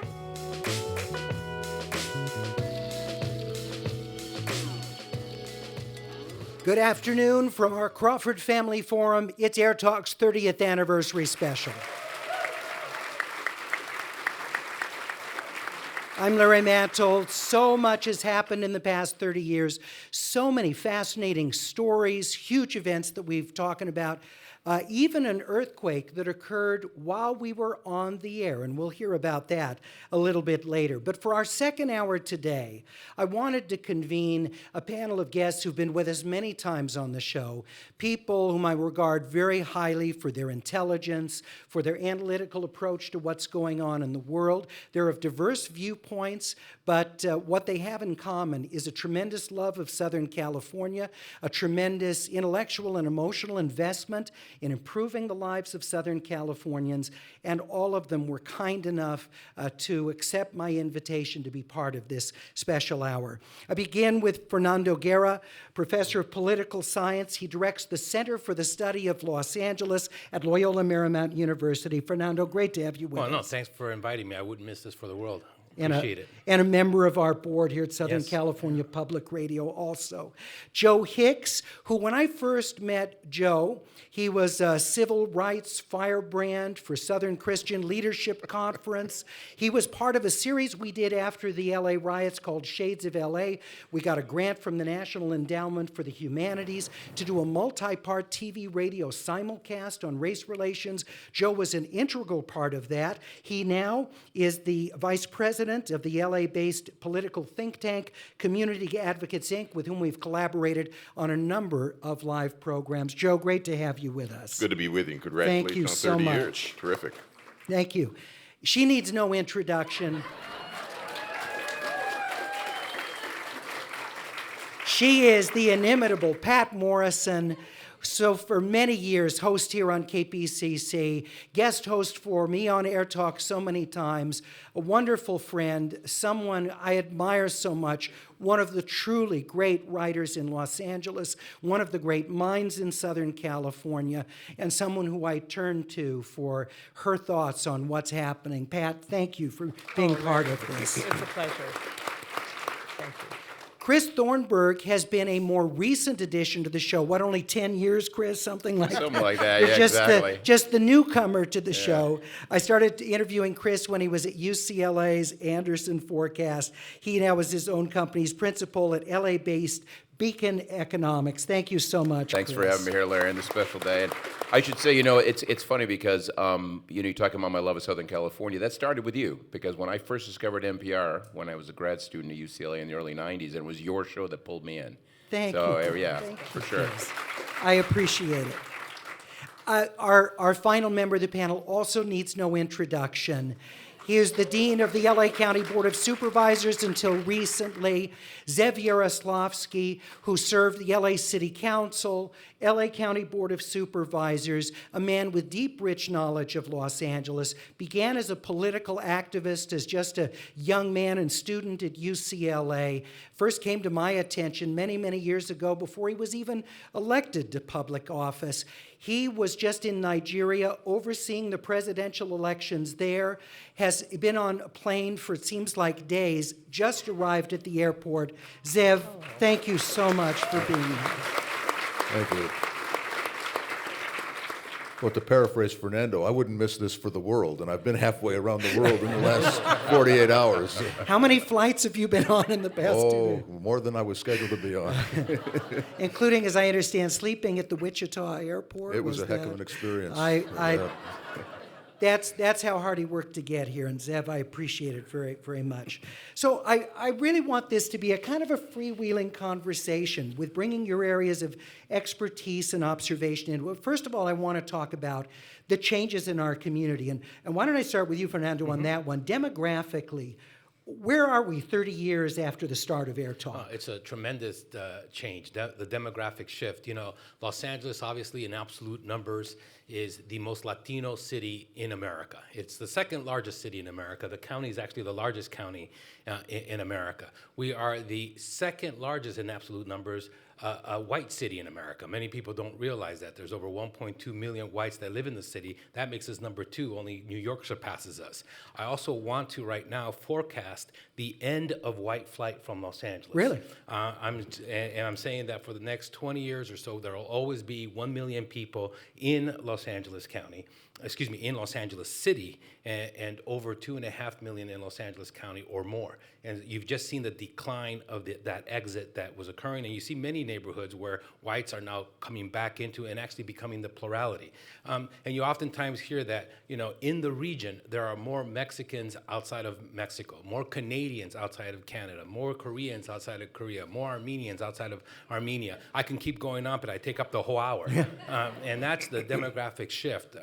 And we are also the county with the largest Asian population in the country. And you've seen tremendous shifts. And we earlier mentioned San Marino. San Marino is now over 60% Asian. The city council now is majority Asian. And so you've seen this tremendous demographic shift that has occurred over the 30 years. And it has implications and it has consequences because the shift is not followed immediately by representation either politically or in the schools or in different areas. And we have to learn how to manage that lag time. And I think we're doing pretty well. One of the things that I want to mention is that at Loyola Marymount University, we are now doing the largest general social survey in the region. We interview over 2,400 Angelenos every year. And the optimism of those Angelenos and how they learn to live in a multicultural society is just tremendous, especially given what we had in 1992. So in terms of Los Angeles, when I think of Los Angeles, and I talk to my students about it, I say, let's take a look at LA in 5D. And that is there are 5 mutually reinforcing trends that have really structured what LA is today. And they all start with D, and it makes it easy for their midterms to remember. Yeah, quickly, what are they? Yeah. Number 1, demographic shift. We just talked about it. Number 2, deindustrialization, the shift from a manufacturing to a service and information economy that Chris could talk about. Number 3, democratization, the inclusion of previously excluded groups. In 1985, there was no Latino on the city council. There was no Latino on the county board of supervisors. There was no Latino on the community college board, et cetera, et cetera. That's dramatically changed. And term limits help that. Right, exactly. Number 4, development of land. Land has always been the number 1 economic driver. We've talked about LA being a movie town. It's really a real estate town. It used to be an aerospace town. No, it was always real estate. From day one to today, fortunes are made in terms of development of land. And finally, decentralization. And what I mean by that, it's a governance issue that I think Sev could talk about. We have hundreds of governments. A government is someone that can tax you and regulate you, from mosquito abatement districts to the county board of supervisors. Homeowner associations have become mini governments. The neighborhood councils. We have tremendous amount of governments, all of them influencing what we do. Los Angeles in 5D, and just let me mention one more D, disaster. We are prone to disaster. In late 80s, early 90s, only 10 years into the show, we had that real estate downturn and economic recession, but then immediately we had the riots in 92, those tremendous fires in 1993, the earthquake in 94, the whole OJ thing in 95. Things got so bad. The unnatural disaster. Yeah. Things were so bad in 1995. I'm ready to move, Larry. Well, that's going to be my whole point, and I'll end with this. Things were so bad in 1995 that the Raiders would rather be in Oakland than in Los Angeles. So, Joe, I know you speculate on Black Flight. This could have been the reason why. It's a lot of reasons why people left Southern California. Leaving disaster. Yeah, The big no, D. seriously. I mean, as part of this demographic shift, though, African Americans, who are such a huge political power in the city of Los Angeles, that's changed, and it's been dispersed over the region. Yeah, down to 9.8 of the population. And that has a lot of consequences in terms of political power and influence. So that's been, Fernando stole my monologue, basically. The demographic shifts have been key here. And some of that means growth. Obviously, Latinos have grown exponentially. Huge upsurge in Asians, particularly the Korean rise, the Korean community, all took place while you were on air, basically. But part of this is the dip in the black population. A lot of people scratch their head and goes, where did all the black folks go in LA? Well, they moved basically to the periphery of the city, or they moved to places like the Inland Empire. My sister moved out to San Bernardino, so there's been shifts where people leaving. A lot of it wasn't because of the influx of Latinos or change in those neighborhoods. A lot of it, frankly, were grandmothers and mothers and families, in some cases, taking their kids out of those neighborhoods where we got to remember the Crips and the Bloods? You rarely hear that even talked about anymore, which is another astounding change. A lot of them, were leaving the crack cocaine epidemic in South LA. We're going to take my kids to a better place, and they left. Some people moved completely out of state, back home to where their families once were, in Alabama, Louisiana, Georgia, et cetera. Atlanta experienced an upsurge of people, blacks moving back to Atlanta. So, yeah, it's really interesting. The other phenomenon that a lot of people haven't noticed is the decrease in the power of the black church in LA. Which used to be a huge political huge thing. There was lever what in used the to be called the city. God Squad, people that were attached to the Bradley era. Remember First AME Church and all those old churches that were political religious institutions. With charismatic leaders. Charismatic leaders, and you look at Fame now, it's embroiled in this controversy and scandal and disgrace almost. So it's So has really anything interesting. filled that spot in black leadership locally? Not really. I mean, because it's just a different time. Maybe labor unions to some extent. To some degree, but not to the extent that it dominated black political influence in the city of LA.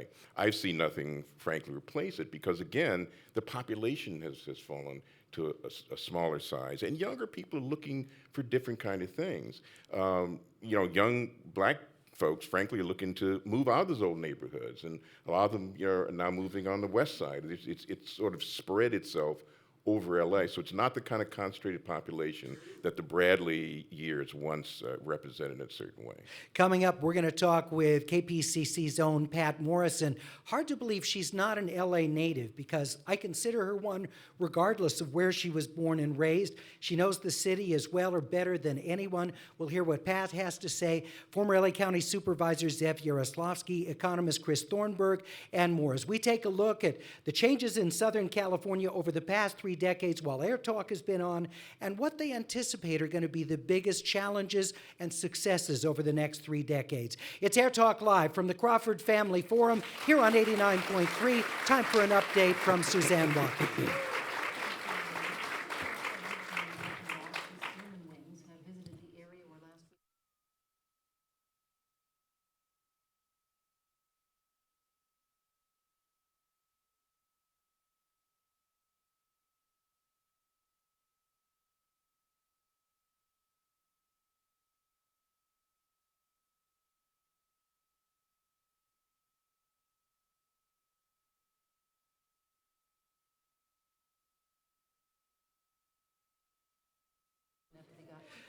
I'd like to take a moment to introduce a couple of other individuals. For 20 years, she was the senior producer of AirTalk, heart, soul of the show, brain of the program, someone who helped me invaluably every day and had to deal with me for a prolonged period of time and all my quirks. I appreciate her so much. Linda Othen and Gerard. Linda.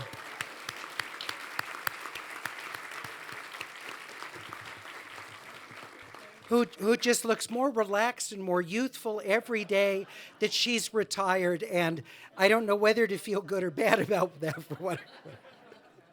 And also with me for so many years, invaluable producer on the show. She was the producer with Film Week from the very beginning, Jackie O'Cleary.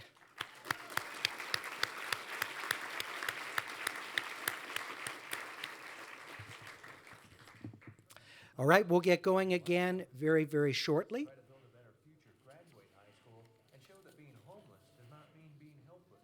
Premieres Monday, April 13th at 10 p.m. on PBS SoCal's KOCE-TV. Thank you. About half of people who receive subsidies through the Affordable Care Act are going to have to repay some, or in some cases, all of their subsidies when they file their 2014 taxes. A study finds the average repayment is about $800. And the news comes as an unpleasant surprise to those who don't make a lot of money. I'm Steve Julian. Tomorrow we look at why this confusion may underscore the need to better educate consumers. Join me for Morning Edition here on 89.3 KPCC. Arguing that the butterfly ballot used in Palm Beach County at least partially disenfranchised Democratic voters attempting to vote for Al Gore. Literally one of the closest elections in American history. And now by one vote on the Supreme Court, this election is over. Make no mistake, the United States will hunt down and punish those responsible for these cowardly acts. All right, those are the comments of President Bush. You just heard in a very brief statement announcing America's resolve to withstand the terrorist attacks that have occurred today. At this point, there are 4 planes that have crashed, 3 of them headed to Los Angeles, 1 of them headed to San Francisco. There is a meeting at the Emergency Operations Center in downtown Los Angeles that's being led by Chief Bernard Parks of the Los Angeles Police Department. Our war on terror begins with Al-Qaeda, but it does not end there. I want to reach out to everybody, to young and old, rich and poor, people of all religions, all colors, and all nationalities. I want to be the governor for the people. I want to represent everybody. Do we participate in a politics of cynicism, or do we participate in a politics of hope? Senator Obama, welcome to AirTalk. Thank you so much, Larry. Great to be here. Welcome to AirTalk, Governor Schwarzenegger. Thank you for joining us. Well, thank you very much. Thank you. Larry, you're a champion. I mean, to have a show that is almost 19 years old, it is unbelievable. Yes, it was even then. And here we are on our 30th anniversary, live from the Crawford Family Forum. Great to have you with us today on AirTalk. In case you want to see the program, we are streaming live at kpcc.org with video of the event. I handpicked a panel of 5 terrific, many-time guests on the program to talk about where we are in Southern California, where we're going, and some of the biggest challenges that we've had. With us, Zev Yaroslavsky, former LA County Supervisor, Chris Thornburg, economist with Beacon Economics, Joe Hicks of Community Advocates, Inc., Fernando Guerra of the Center for the Study of LA at Loyola Marymount, and Pat Morrison, who you not only know as the great Los Angeles Times columnist, gifted writer, but for many years with us on KPCC, including filling in for me regularly on AirTalk. Pat, thank you for coming in Pleasure, today. Larry. Thank you. Before you and I start talking, I want to present you with a copy of the front page of the LA Times from the day you started on the air. Thank you. And no expense was spared. This is the most expensive rubber band on the market. It looks like a silk. Yes, thank you, Pat. Thank you so much. In fact, I want to take a look at this and see what the issues were. So there's the front page, April 1st, 1985. Lead story, U.S. warns Japan on trade. Reagan envoy tells of danger of retaliation. Midget man faces long road to deployment. Duarte's party claims victory in Salvador vote. Kennedy tells of 1988 ambitions. Malpractice suits, a new epidemic faced by doctors. How long did we talk about that? In Zimbabwe farms, prosperous industrial growth. The more lags. things change, the more they stay the same. So, Pat, I think of you as an honorary lifelong Angelino. Thank you. My family goes back 4 decades here, but yours might as well have because of your deep knowledge. First of all, what is it you love so much about Southern California? What I love is the sense of the ability to reinvent yourself. When you think of Californians, Southern Californians, people who are willing to come here from other countries, from elsewhere in this country, to deracinate themselves, to cut them off from family and friends and say, I can make a new start here. And every time you try something and it doesn't work, you can try something else. Elsewhere in the world, you're always tagged as, oh, he's the guy who couldn't make a go of it with a restaurant or with a clothing store. Here you just say, all right, I'm going to try something else. Yeah. And to me, as I look at what's changed in Southern California, it's a much richer place.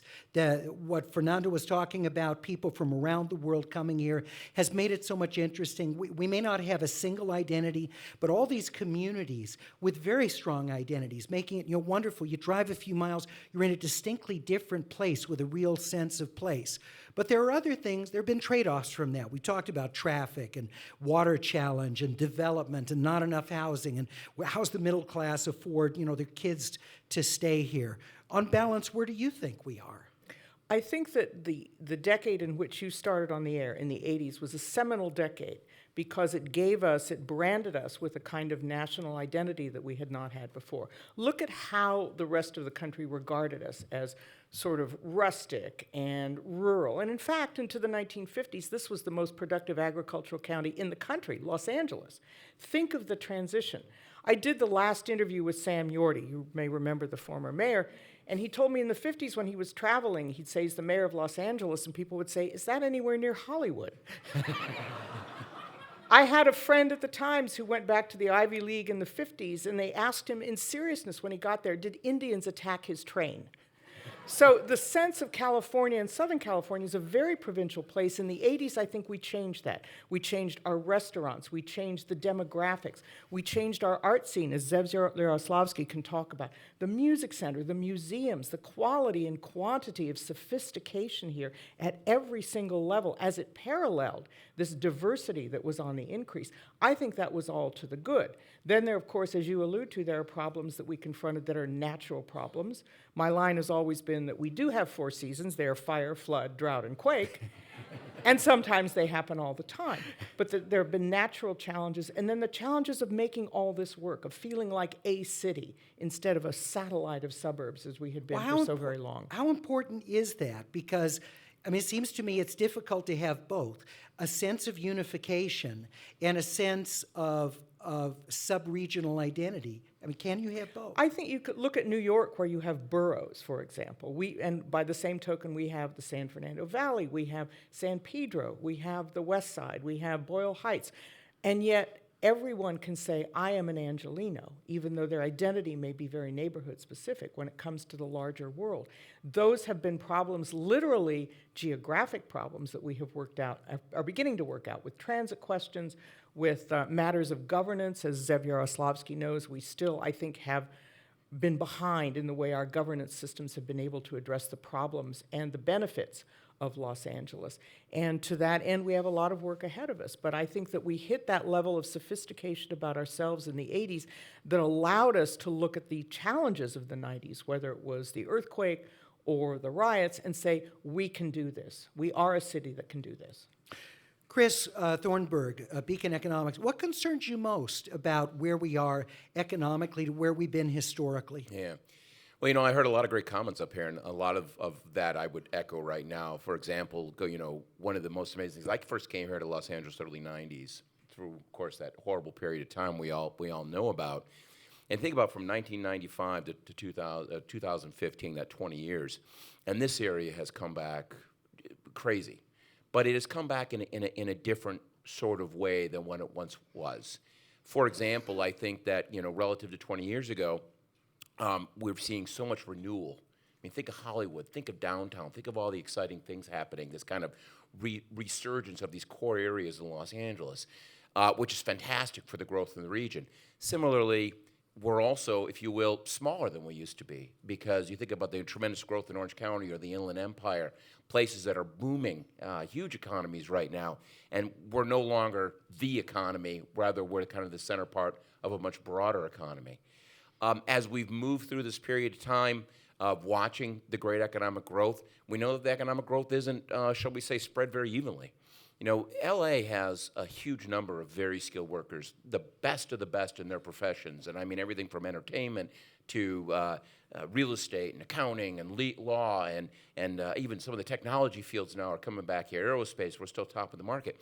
But at the same time, unlike, say, the Bay Area or Seattle, some of these other high-skilled tech places, we also have an enormous share of low-skilled immigrants, many of them from Latin America, a lot of them not documented. And as a result of that, the inequality issues that are a big issue across the United States are really highly magnified here in many ways. So, and are those individuals going to be able to move up as previous generations of migrants or immigrants? Absolutely, absolutely. Now, we already know that some of them are, but it's an enormous burden. And as we know, the cost of handling this population to help them get ahead is becoming more and more expensive by the year as well. In an era, of course, where budgets are much more constrained than they were, say, 20, even 30 years ago. We have all these overarching issues with pensions and all these other things. So it's a time in many ways, you know, you think about this last 20 years and all the enormous growth, but at the same time, we see these very large problems continuing to emerge. And it's you know, there's no clear picture. It's half of one, half of the other. Yeah, and many trade-offs.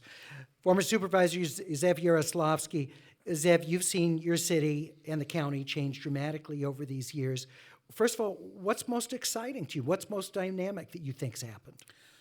Well, what's most exciting is the dynamic nature of our region. This is a place where you can do anything you want to do if you really put your mind to it. The only person, I've said this to young people all the time, the only person who will stop your ambitions is you if you don't take your shot. This is a city where who your parents were, or what church you belong to, or what caste you were a part of, means nothing. You sink or swim based on your own mettle, and so I think that I'm optimistic about this town and this region, about the state of California. One thing we have not talked about, and I think is a thread that runs through all of these issues, is education. Education is, let's just say, does not meet our expectations. And when you talk about how our immigrants, young kids of immigrant families going to make it in our increasingly complex society, they're going to have to be educated. They're going to have the tools with which to compete. And if they don't have the tools, they're going to be behind the eight ball. And the tools don't just mean reading, writing, and arithmetic. It means health care. A kid who's in class who can't see the blackboard because he needs glasses and can't get them is a kid who's at the distinct disadvantage from the kid sitting next to him whose parents do work for the county or the city or a company that gives them health care. Those kinds of inequities, the inequities that we have, the haves and have-nots, this gulf between the people who own the lion's share of the economic resources of our society and those who can't get their fingers into it, start at a very young age, and we need to address that. Now, on the other side, things have changed in this town in 30 years. First of all, 30 years ago, March 31st, 1985, there was no Larry Mantle convening the best minds in various walks of life, so that Los Angeles and beyond could engage. Basically, you were the community of the air. The closest thing to you was Michael Jackson, if you remember, on Yes. KBC Radio. I grew up listening to Michael. He was very influential. And you are much more civilized than he was, because he would call me at 6 a.m. and want to tape an interview. You've never done that. No, we wait till 7:30. But communication has changed dramatically. When I first got started in politics, they used to say I was the master of the 30-second soundbite. Well, nobody gets 30 seconds for a soundbite anymore. If you can't say it in 7 seconds, you're not going to get on the air. Yeah. And that's a fact. When you go home and listen to the radio, except on KPCC, if you listen to a network radio station, it's 3, 4, 5, 6 seconds. And it's amazing what you can say in that amount of time. But Twitter, Facebook, all the social media, the newspapers have become far less important to setting the agenda of a community in all the cities around the country, not just in Los Angeles, because there's so many options.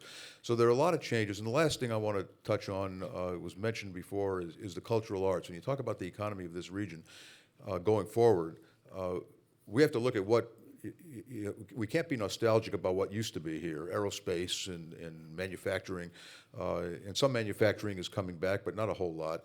But what is our niche going forward? Arts and culture is a big economic engine in this region. Arts and culture today employs more people than the defense industry does. And if I had said that to you in 1985, you would have never interviewed me again. But it's a fact. And what's happened in this town just in the last 15 years, I'll just quickly take roll. The Walt Disney Concert Hall, the expansion of the County Museum of Art, the refurbishment of LA's the oldest institutional cultural arts building, the Natural History Museum, which used to be the Museum of Art, the Hollywood Bowl redo, the Getty Center, the Colburn School and Conservatory of Music, and there's a longer The growth list. of the LA Philharmonic. Philharmonic, Gustavo Dudamel, who just announced he's staying longer. Michael Govan at the County Museum of Art. Placido Domingo. We have an opera company in this town for the last 25 years. When you started, we had no opera company here. Yeah. And the opera employs a lot of people, and so does the Philharmonic, and so do the arts generally. Cal State Northridge has built a beautiful performing arts center in Northridge. All of that has economic impact. So even if you don't like classical music and you don't like opera, you don't appreciate ballet or Rembrandt, the fact is that it creates economic activity, and that's something that's happened in Los Angeles. It hasn't happened by government fiat. It's happened because People want to be here for the same reason that Pat was talking about. People want to be here because there are no boundaries here. So the best minds and the most risk-taking people in the arts want to come to LA because this is where they'll be appreciated. I want to close by asking each of you, we only have a couple minutes left, it's gone by so fast, but 30 years from now, if you were to envision our region, one thing that you think we will have made significant progress on, and one thing you think is likely just endemic to the region, we're still going to be dealing with it. Fernando Guerra. Number one, there will be no Latino, African Americans, whites, or Asians. There'll only be Angelinos. We see this trend already happening in the way people identify.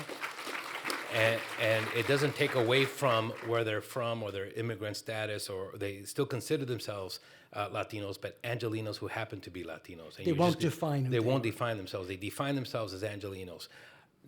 To what Pat was talking about, we have data. In the last 2 years, we've done these surveys, and we asked people, do you consider yourself an Angelino? Overwhelmingly, people in Pasadena, San Gabriel, everywhere consider themselves Angelinos, but they still love their neighborhoods. And what is the thing you think we're still going to be wrestling with? I think a lot of issues such as governance, but also things such as being prepared, earthquake prepared, the drought, traffic, mobility. Number one, also housing. I mean, that is still the number one issue, and hopefully we can solve this. But I think another very important issue is the economic disparity. That's one of the most pessimistic things we get from our survey. People are concerned about economic disparity. Joe Hicks, what do you think the thing that may progress on and still be grappling with? I think to some degree, camping on what Fernando just said, is the amazing pace of progress in human relations in this city. Both the city and the county, I used to run the city's Human Relations Commission. Virtually, the county still has a Human Relations Commission. You virtually wouldn't know it exists. The city farmed this out long ago because, frankly, there wasn't a whole lot for it to do. As the communities morphed and changed, what they figured out is how, in fact, to get along and make those neighborhoods work for the people that live there. So the kind of human relations crisis and race, crisis we once had virtually don't exist any longer. What I'm fearful of in the city is how we can remake LA's political leadership to make this city more friendly to businesses. I think we're losing out a lot to other areas of the city because there's so much red tape, so much bureaucracy in the way of small businesses that's going to continue to hamper the city's economic growth. Pat?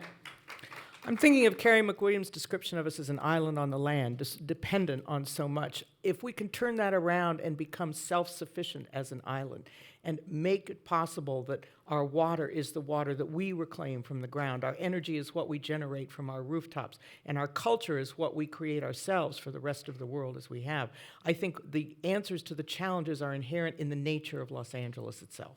Beautifully said. Chris Thornburg. I'm going to echo a lot what Fernando said, and you think about 30 years from now. And I'll tell you right now, 30-year forecasts are never right. You're an economist, not you personally, but one-year forecaster. Well, there you go. We're good on those, yeah. But I see an area that I think that it's turning into a city finally. For years and years we've always grown the extensive margin, always find another field, and I think you're finally seeing things turn around and come back towards the center. And I see increased densification and more public transport, and us becoming finally a real city. At least that's what I hope, because my greatest fear has to do with just the complete lack of centralized authority and the inability of all these governments to get together and come up with these kind of regional plans that are so desperately important for the long-run health of the region. And that sets the table for Zev Yaroslavsky. Well, I think transportation, we're going to make a lot of progress on that in the next 30 years because it's doable. Everyone will have to make some modest sacrifices for the greater good, but I think it's doable. I do not think we're going to be looking at ourselves as Los Angeles. I think what's happening, frankly, is more and more neighborhood-centric activities, partly because of traffic, partly because of social reasons that I don't completely understand. People want to be in their neighborhoods. They want to eat in their neighborhoods. They want to shop in their neighborhoods. And you're seeing neighborhoods resurgence all over town in places that you wouldn't have dreamt it 30 years ago. So I see some decentralization, more neighborhood-centric activities. What are we going to grapple with in 30 years? I think social issues are going to continue to be an issue. I just, in the last year, reread John Anson Ford's memoir. He was the county supervisor back between 1934 and 58, in the seat that I served in. And if you read his memoir, talk about things not changing. Juvenile delinquency, poverty, the pigment of the skin of the people who are perpetrating the problems may have changed, but the issues are essentially the same. They're not racial, they're economic, and we had it in the 30s, we had it in the 40s, we'll have it in the 2030s too, and it's something we have to focus on. Education is going to be something we're going to continue to grapple with. But by and large, Larry, I'm very optimistic about this town because the people who come here, especially the immigrants, when I went to see the hometown my mother and my dad grew up in the Ukraine some years ago, I looked around and I said, why didn't all of these people get off their butts and come to Los Angeles? Because it's no place. I mean, just weather alone, not to mention the politics.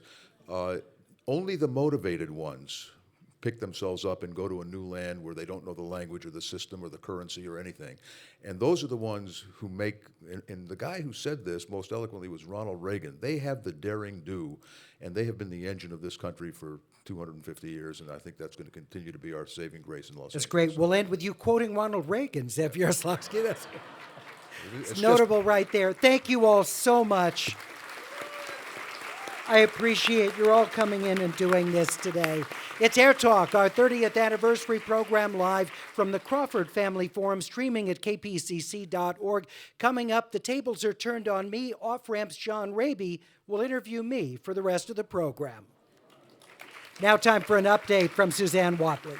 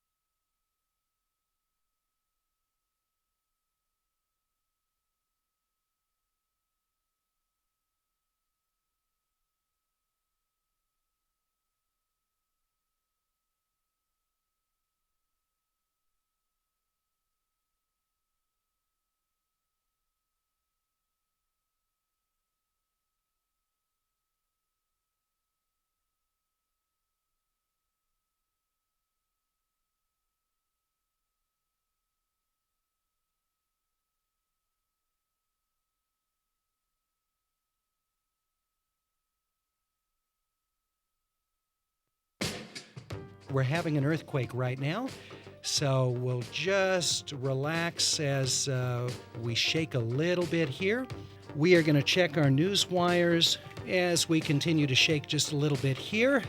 Doug, if you could sit down at the board, let me take a listener call and see where this was felt.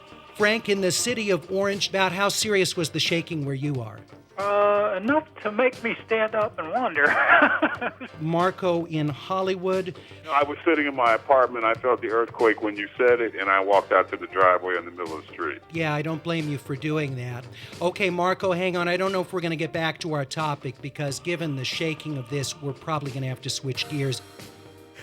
I remember that day so vividly. We were in the studios at Pasadena City College on the bottom floor, so it didn't tend to shake much in an earthquake. It was in our second hour of the show, which was 11 o'clock at the time. Doug Gary. Doug, are you here by any chance?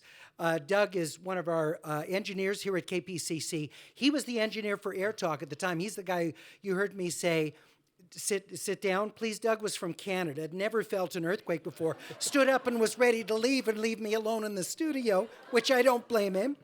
But Doug, dutifully, when I asked him, sat back down. We were talking about things white people like. It was a comedic book about stuff that's quintessentially white, like NPR was one of the jokes.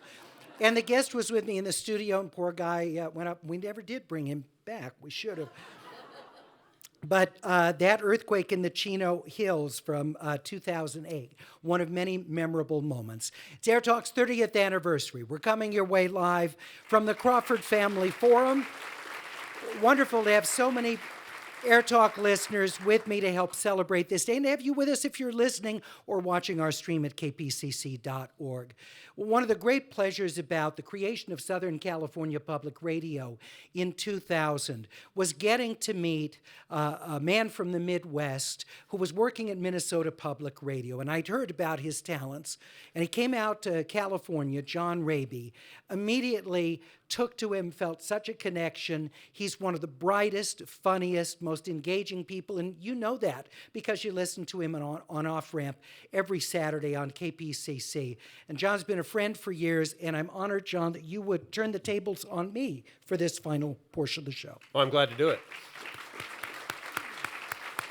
Thanks for the introduction. On that day when the 5.4 earthquake happened, I guess I knew that I was supposed to get under my desk. I was downtown in our bureau.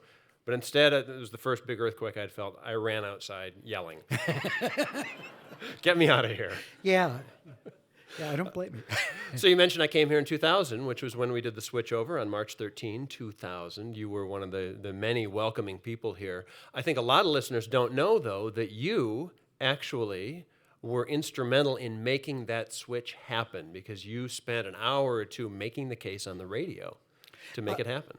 And one of the scariest experiences I've ever had in radio, this was when there was a lot of discussion about whether Pasadena City College was going to get out of the radio business and do a long-term lease for KPCC because, their priority is educating students, not running a radio station. And they got all kinds of complaints whenever we'd make programming changes. It was very difficult. And it looked like the board, after initially leaning in the direction of leasing KPCC to this new entity, SCPR, was now getting pushback from community broadcasters, people who had ethnic and volunteer shows, that this was wrong, this was not what KPCC should be, it would ruin the integrity of the station. And the board was seemingly starting to back away from willingness to make the deal. I invited the point person on the Board of Trustees to come in and talk about where were they at, what were they considering. Just a couple of hours before that live broadcast, he canceled out. I went ahead with the show without a guest, and so I sat down and I told listeners, I said, I'm going to talk with you for the next half hour, 45 minutes, and just lay out for you, here's what's under consideration. I'm going to do my best to be as objective as I can, but I obviously have a personal stake in this. And I said, if we're not able to make this deal, I don't see a way for me to be able to stay at KPCC because I don't think it's really going to be able to move forward as a news service for Southern California. Well, the LA Times, other local newspapers, picked up the story and gave it prominent display. I heard from listeners from all over Southern California, and the Board of Trustees heard from listeners too. And it seemed to have an impact of helping to counterbalance the scales. The board made the long-term deal, which has subsequently been reaffirmed by Pasadena City College, which seems so happy with the arrangement. We love PCC, and it's worked out beautifully, I think, for both institutions these years later. Was that a scary, you said it was scary for you? Yeah, I've never done, to sit down and talk about something personally involving me and the future of this radio station, that I really cared about, that I had worked so many years at, and how people were going to take it, because my intent was to be as straightforward and honest as I could be.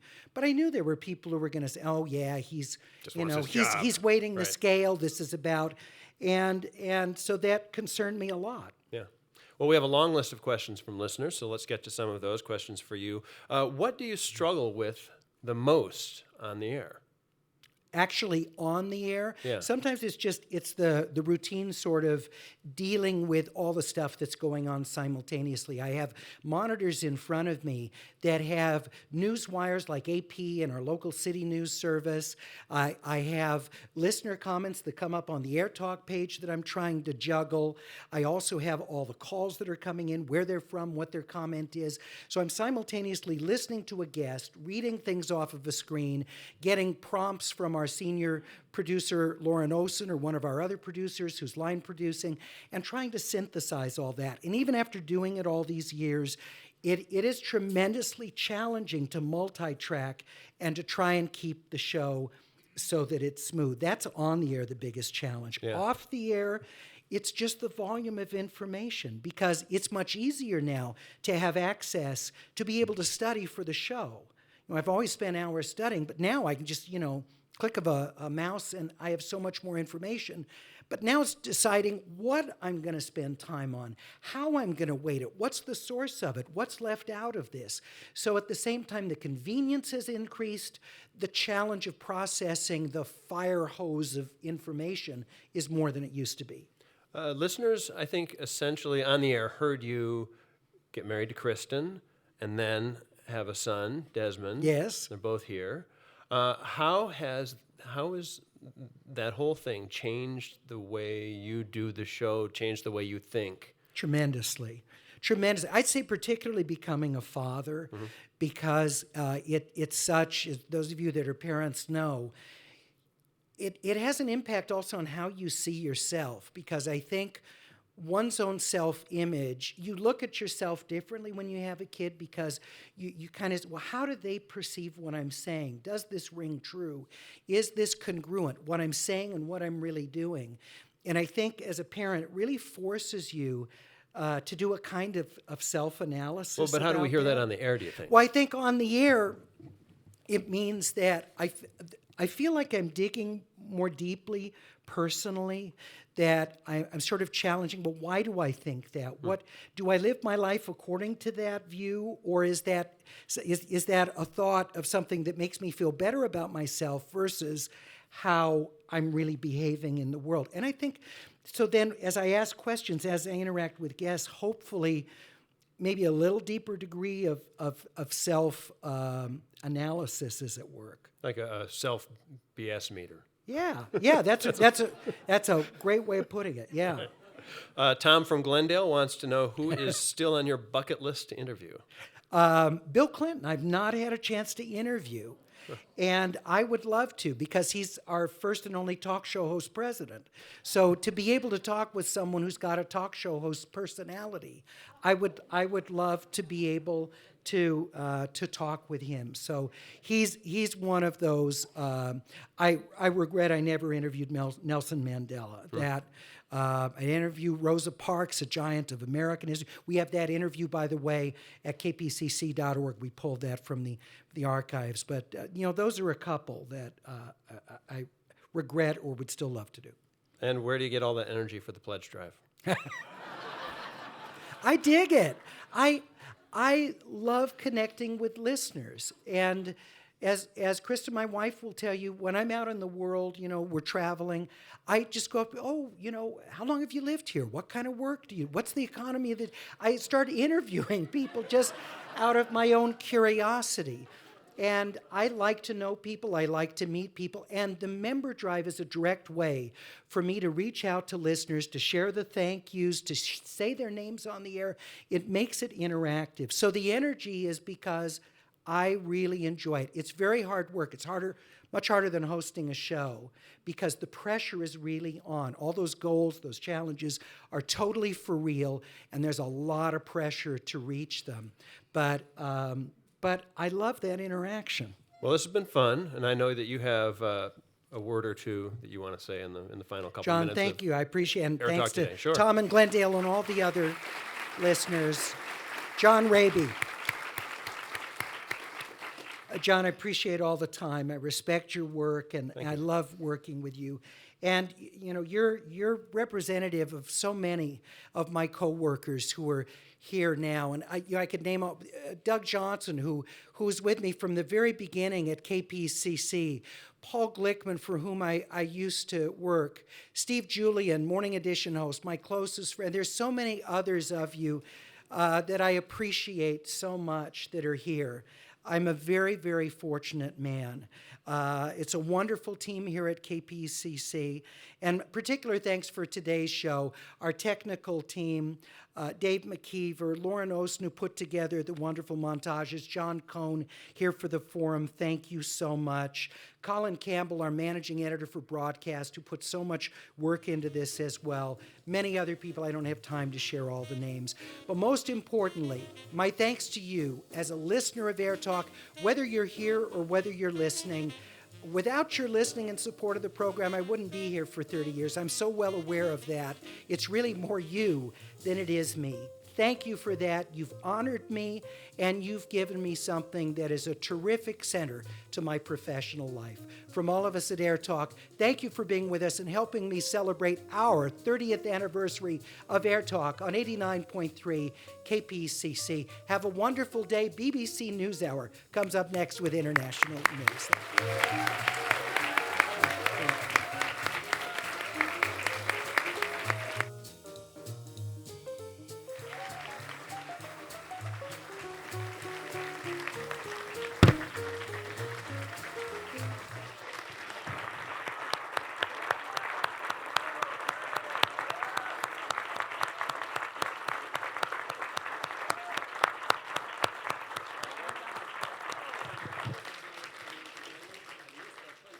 Congratulations, Larry, and thank you all so very much. If I can talk you into just keeping your seats just for a moment.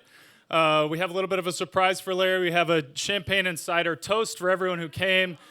And we've also brought just some refreshments and some cake out on the terrace. So we'll bring that around as quickly as we can. It was a wonderful 2-hour show. Well done, Larry. Thank you. And I just wanted to recognize again a couple of the people and ask them to stand that Larry ran down in the show's credits. To begin with, just the AirTalk team of Lauren Osten, our senior producer, Fiona Ng, Jasmine Tufaha, Matt D'Angelantonio, Erica Maldonado, and David Rabin. These are the producers who make all these things happen. The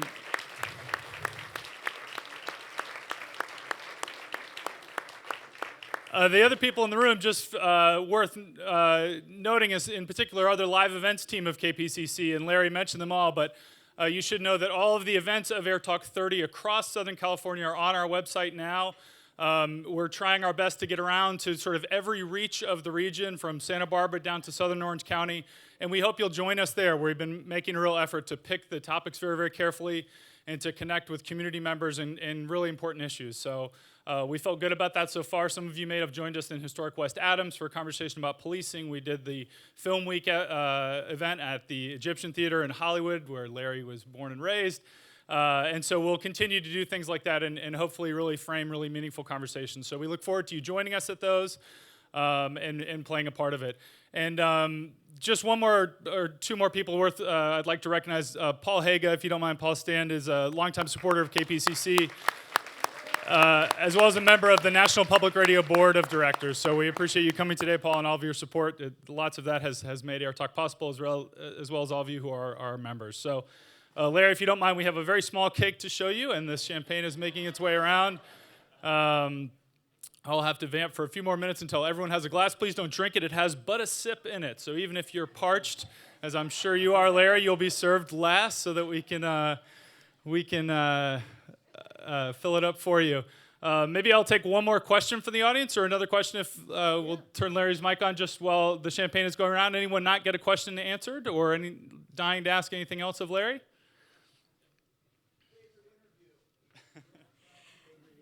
I'm not an LA native, but my kids are, and I wonder if you might provide some insight as to what are the essential places that any kid or teenager should go to know their city better? Oh, that's such a great question.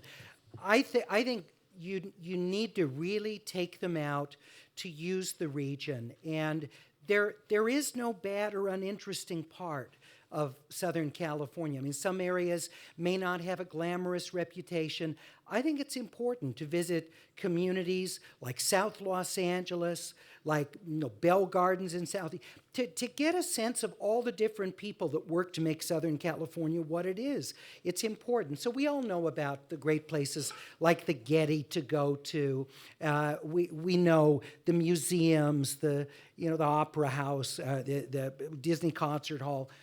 I think what so often we miss is we live in our communities, like Zev Yaroslavsky was saying, but we don't have a sense of the broader region. When I was a kid, we didn't have a lot of money. I was growing up. My parents were very young. We lived in a little two-bedroom apartment in Inglewood. And what we did on weekends, gas was cheap. We drove all over Southern California. And I use that stuff today from things that I saw in the late 1960s and early 70s, because I've seen Southern California change over the years, and your kids are going to have that opportunity. And that's transferable to what's happening around the country because it happens here first. It's a lag time to other parts of it. So rather than just sort of give you a list of, go here, go there, I would say take them to places and not the obvious places, because what you're going to do is you're going to meet people, all kinds of interesting people. You'll find, little community fairs. You'll find things that are put on by neighborhood groups, things that when you go, you really get a sense of the diversity of Southern California. And if you're really not going to take advantage of the region, you're sort of enduring the tough parts of living here, like traffic, without getting all the good parts, which is the people, which is the sense of place in these neighborhoods. And that's what's great. When you sit down and talk with someone, even if there's some kind of a language barrier, it doesn't matter. It's just a rich experience and helps us empathize and understand and be curious about people. Larry, I heard a few people shout out favorite interview and maybe toughest interview. Now we're off the air. You can play favorites and share the ones that were tough. One of the toughest, Pete Carroll, the USC football coach, got very upset with me during the interview. And he's a pro. He kept his cool during the interview. But he lit into me during the break in a way that I've never had anyone ever. I see how he's a football coach. He's very effective at it. I was ready to go run laps. But he felt my questions were very inappropriate. And I was asking about the Reggie Bush sanctions and his oversight of the program. I thought it was respectful. He took issue with it, and that was one of the toughest, just because I had to come back from the break then with him red-faced and upset with me, and to carry on the interview as though I just hadn't been told that I was essentially grandstanding at his expense. And that's essentially what he told me. And that's something that's a little tough, because one of the things that I really attempt to do is not to use the position, is to recognize when you're a host, you have a huge advantage over the person that you're interviewing. And if you use that position to exert leverage on the person in a way that doesn't represent the audience member, the surrogacy for the audience, it not only does it make you feel bad as a person because you're using the other person, but listeners are going to tell that. And they're going to feel, oh, I see what Larry's doing. And I don't like to see it or hear it as a viewer or listener.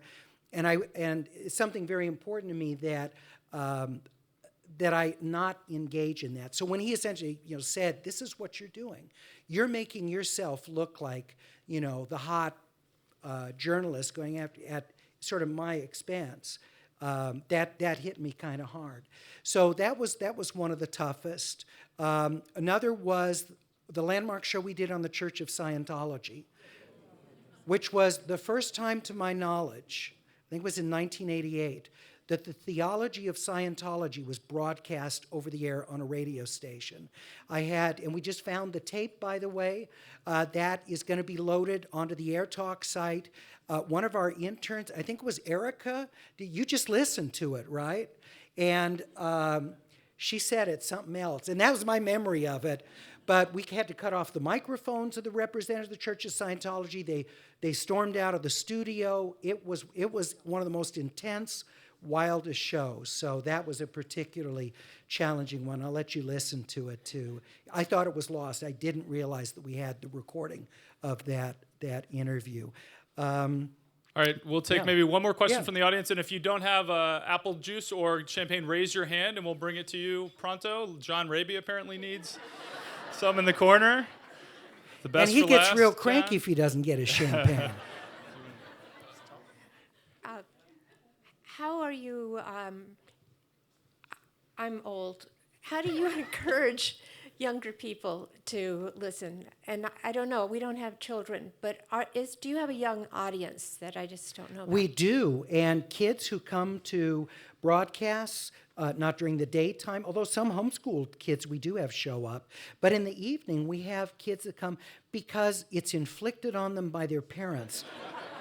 As Desmond and I can attest, they listen on the way to and from school because so many parents now drive their kids to and from school. And kids now grow up with public radio as a part of their lives. So we have a surprisingly large number of young listeners. And that didn't used to be the case because it used to be, kind of until you got married and got a home or established yourself in your profession, the issues raised in public radio weren't really didn't galvanize people. People listen to music when they're younger and, they're just trying to get through school. That's really changed to where younger people are much more interested. And just one other thing, in terms of younger people in this industry, when I was starting out, I visited a news director of a local station in Los Angeles. And I went in and told him what I was interested in doing. And the first thing he said to me, he said, "You'll never be a talk show host." And I said, "Really?" He said, "No, you don't. When a talk show host comes in the room, you know it. The person walks in like, I've arrived, and it kind of discouraged me. He said, you seem like a nice guy. You're not going to be a talk show host. And also, he was so unhappy with his work. He said, this is really a terrible profession, And he essentially, without saying, his listeners, they don't really care. They just want the next song. And it was a little discouraging for me.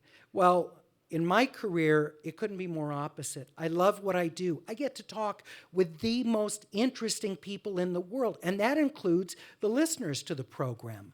I get constant feedback over what KPCC and its mission means to people in the community. So when young people come talk to me, it's the exact opposite story. I can't wait to tell them about how important I think journalism is, and particularly since we don't know what the future is going to be. There'll be all kinds of ways to gather news and tell stories. It's absolutely thrilling, and I hope smart, curious, open-minded young people take it up.